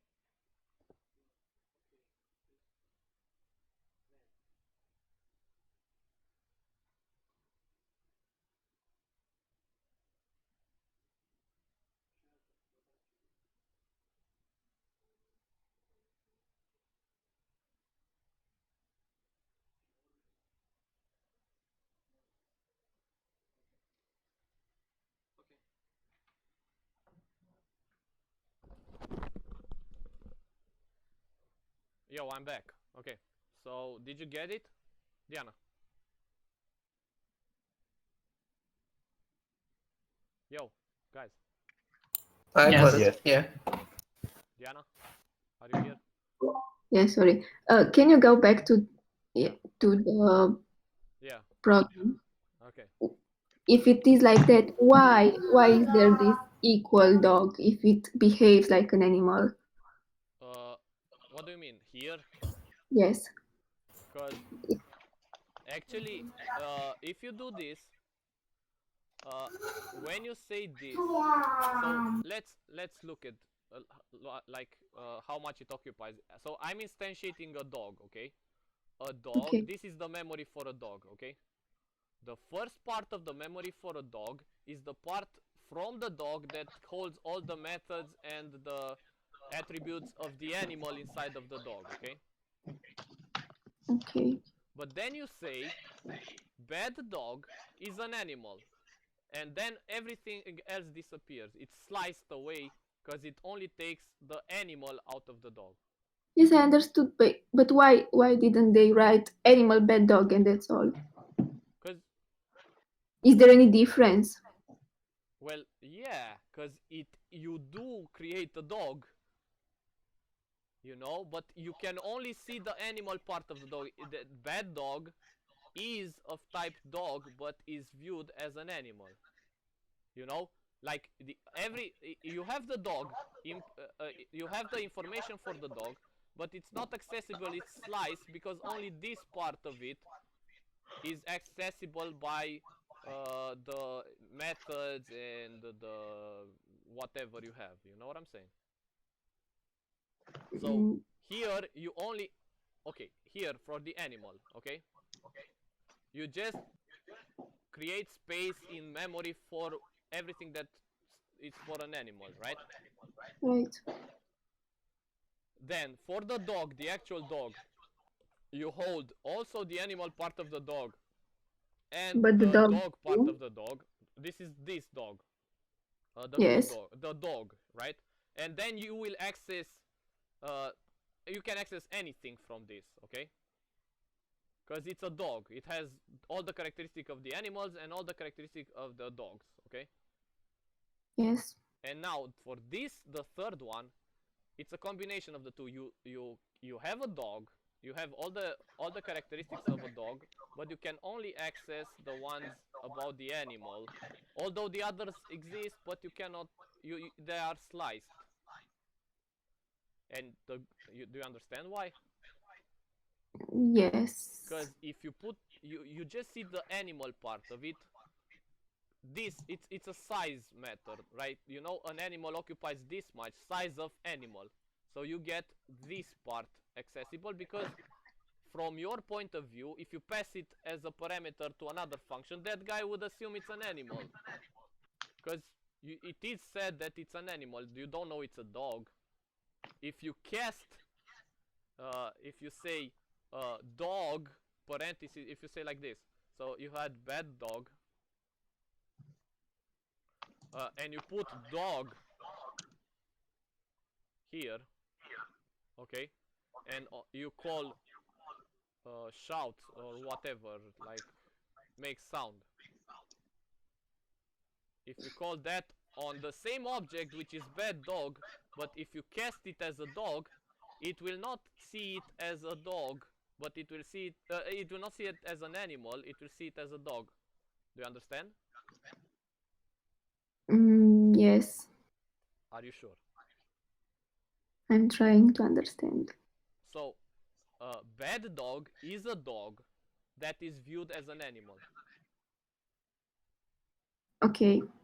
I understood that.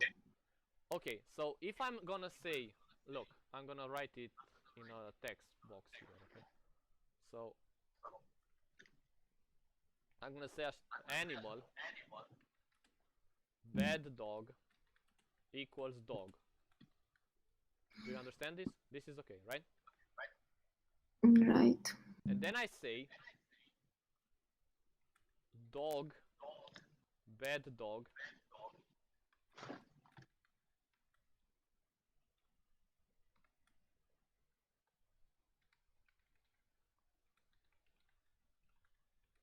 is this different?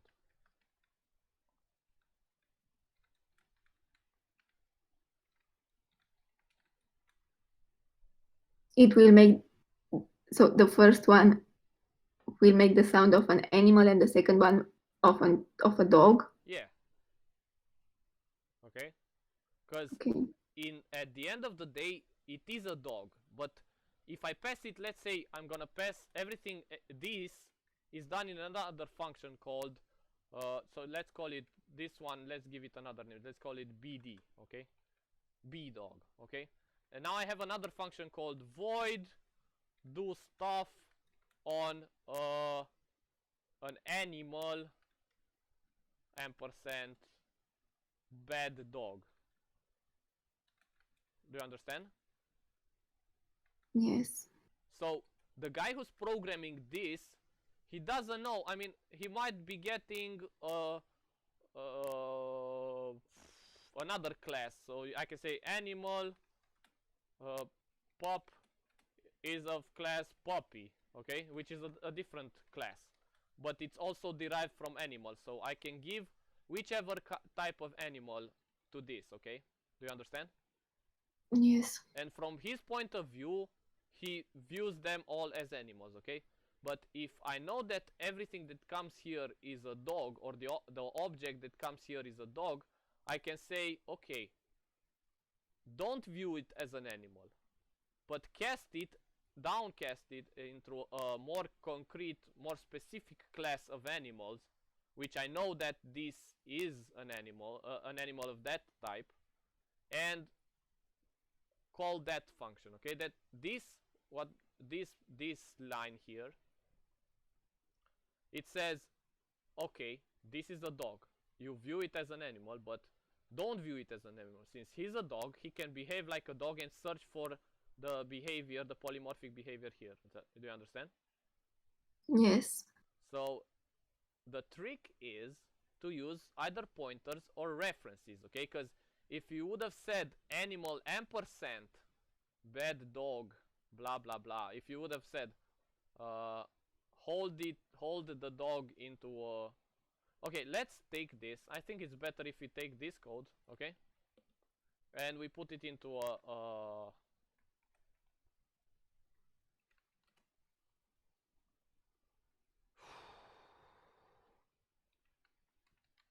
into an example, right? So this is a good idea, right? So I'm gonna say animal ampersand a, and then I'm gonna say a dot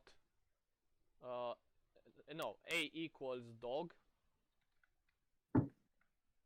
and you're gonna tell me what does a dot make sound gonna print.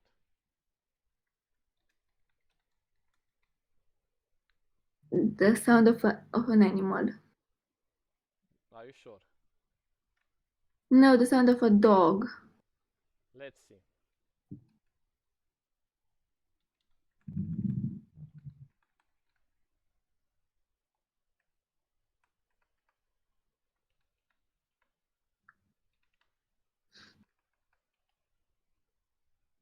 Okay, first of all, I need to put using namespace std. So here, okay, so let me put that so it's clear what the actual error is. Okay, so it's include IOStream using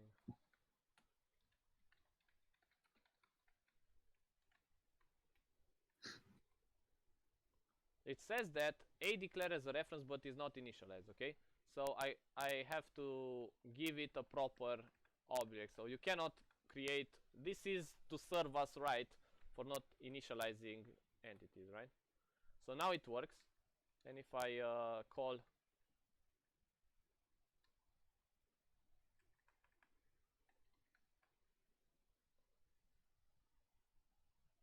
look, this is what I included, right? So you got it right. So either if you create a reference of the top class but instantiated with the derived class, or you create a pointer of the top class and you instantiate it with a dynamically allocated entity of the derived class, the method will still be polymorphic. It will bark instead of roar. Does it make sense? Yes. How cool it's kind of cool, right? Yeah. Diana, do you understand now? Yes. So this is the way C++ handles stuff. So let's get back to our example, okay?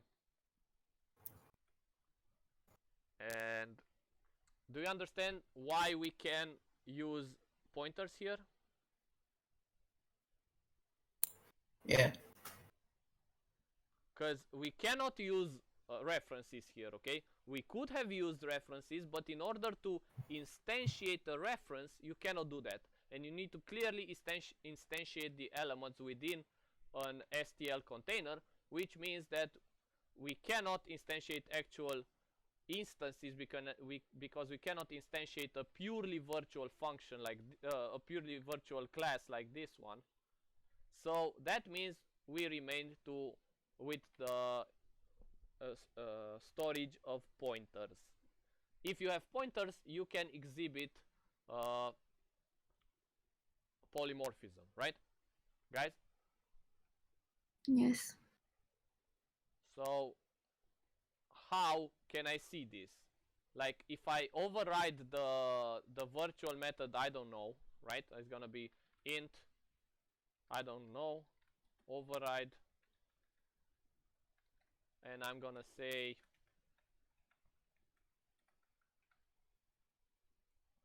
return, oops, 100, let's say, okay?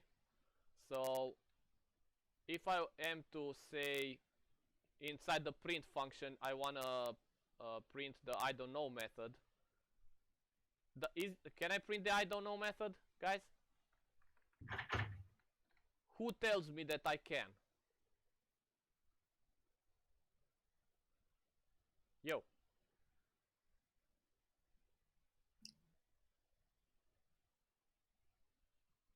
The identifiable class, right? This. It says that any identifiable should have a virtual method or a method called IDK for sure. If you don't inherit from that, you won't, but if you do, you will. Oh, I should compile the other one.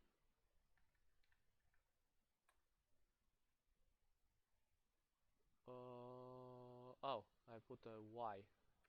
Where did I write Y? Oh, okay.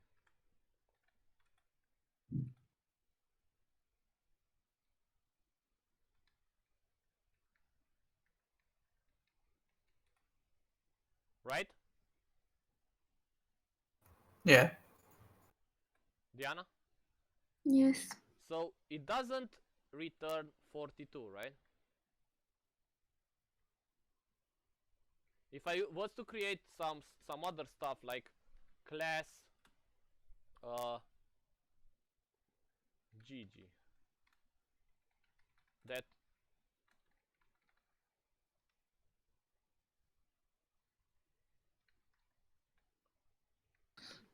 and I was to override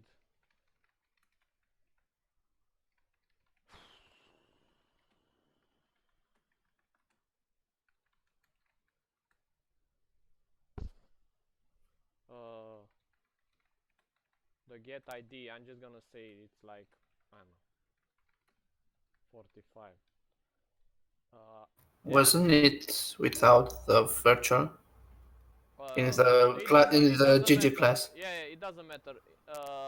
The virtual just says that classes that derive from GG can modify it as well. Yeah. Oh, yeah, okay.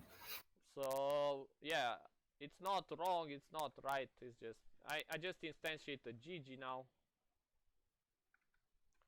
Hope it works without a default constructor, but I should create the default constructor. We'll see. Add lm, then put %g here, and then I'm gonna say repo print for it's 45, right? What do you think it will print once I make it work and not break?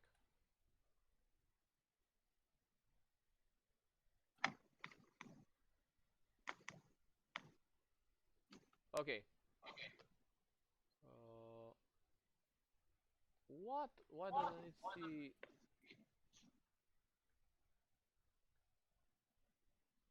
Const. It should print 42. Yeah. I forgot to put semicolon here. It should, right? Don't you think, Diana? Yes. And it does. Okay. However, if I was to override that method as well, because I can, right guys? I'm gonna say int I don't know.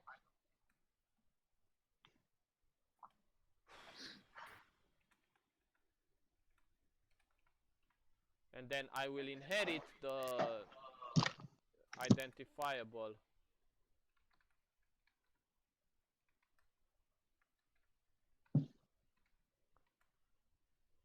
and multiply it by 3, let's say.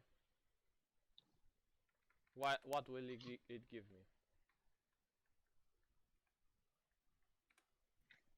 Correct? Yep. Yes. It's pretty cool, huh? How this works. I mean, the guys who thought of this are cool guys, right? Do you agree with this? Yeah. So Diana, do you have questions about the topics that we discussed? I think no.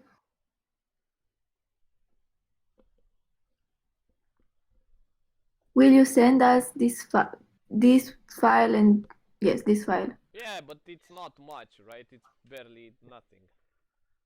Yeah, I know. But I want to look again on it. So and if you look here, so let's review what we've done, right? The idea is, how many of you are still here? Okay. So the idea is that we needed to talk a little bit about inheritance and polymorphism, right, guys? So Yeah. that's what we did. So we created this class. It's kind of a bogus class that only has a purely virtual and a virtual function, okay? If you inherit from it, you need to implement for sure, come up with a version for the purely virtual function, like to be able to create objects of the derived class, because clearly you cannot create objects of the initial class, right? Like the identifiable. So inside the iRepo representations, I need identifiable elements. Do you agree? yes. Yeah. So I hard coded it for the ID to be an integer, okay? So if I only store identifiable objects, then the keys will be integers and the objects will be identifiables. But since I cannot actually concretely implement identifiables, then I need to store pointers, and I think this is clear why I cannot store references. Does it make sense, Diana? Yes. Okay, so clearly I have an unordered map of int, which I get using this polymorphic getID method on the identifier. Because now I'm sure that everything that is given here, since it's an identifiable, it must have, this is the beauty of purely virtual function. Everything that comes here must have a getID function because it was imposed by this purely virtual identifiable class, right? Diana. Right. And since I give it a pointer, the method is polymorphic, which means it will be implemented in its own way by whichever class, right? Yes. Does it make any difference if I say Gigi to be deriving from, to be deriving from ball instead of identifiable? Well, it does, right? Because I need to put virtual in front of this for it to inherit what ball was doing, right? Do you understand, Diana? Yes. Okay. If you don't want to derive anymore and you don't want to give people the opportunity to override some functionalities, you simply, in the class, you simply don't put virtual before the method and the chain ends there. Alright? Yes. That's it. And then, in the polymorphic aspects are illustrated here, right? So I create a ball, which is in fact of type identifiable, and it uses this ball ID as the identifier. Then I have another class called GG, which is identified by, this is bullshit, I mean, like, I just hard code the getID function, but it has it. So both of these items can be stored by pointer. That's why, even though I instantiate them undynamically, right, statically, I can give a pointer to them using this ref symbol, right? So what I'm storing is actually a pointer to them. Do you agree? Yeah.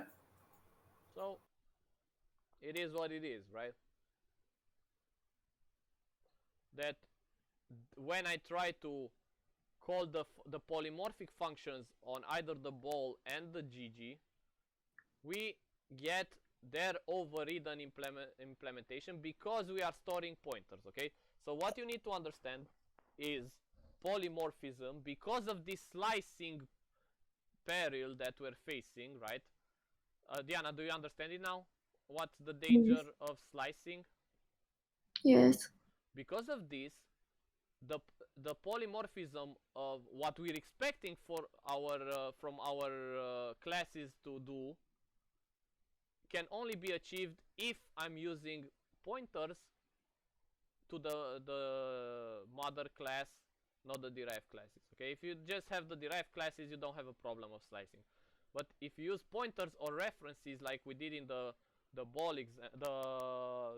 dog examples, where is it? Like here. Okay, so here this is bad. This is slicing, right? You're expecting for a dog to behave like a dog, but instead it behaves like an animal, correct? Diana. So this is good behavior, right? It's an animal, it should make the sound of an animal, correct? Now, you have a dog, it makes the sound of a dog. But here, you have a dog, and it's viewed like an animal, but you would still expect it to, like naturally, you'd still expect it to behave like a dog, because it's a dog, right? Diana. Right. However, because of the way things are being implemented, the object is being sliced, and you get only the characteristic of an animal outside of a dog. So in order to avoid that and to make your entities behave like they should, I mean a dog should sound like a dog even though it's viewed as an animal, you either store the reference or the pointer to an animal, which is a dog. Okay, so both the last and these two selected ones are good examples of using polymorphism. Do you agree? You view it as an animal, a reference to an animal or a pointer to an animal, but when you call the make sound polymorphic method on said element, it behaves like the derived type. You know, it barks. Correct? Yes. So this is it. If you have other questions, if not, I don't know. I hope you guys come on Thursday, because I want to continue the Q&As and stuff like that if you have questions, okay? But was it clear, this seminar? Yeah. Oh, yes. Yes. Diana? Yes. Okay. Thank you guys for your attention, and if you have troubles with your labs and it breaks or doesn't work or something, you can ask me, okay? Or you don't understand some concepts, okay? That's important. Please understand the concepts before you even go to work on your labs, okay guys? Okay. Okay. Okay. Bye, have a nice day guys. Bye. Have a nice day. You too.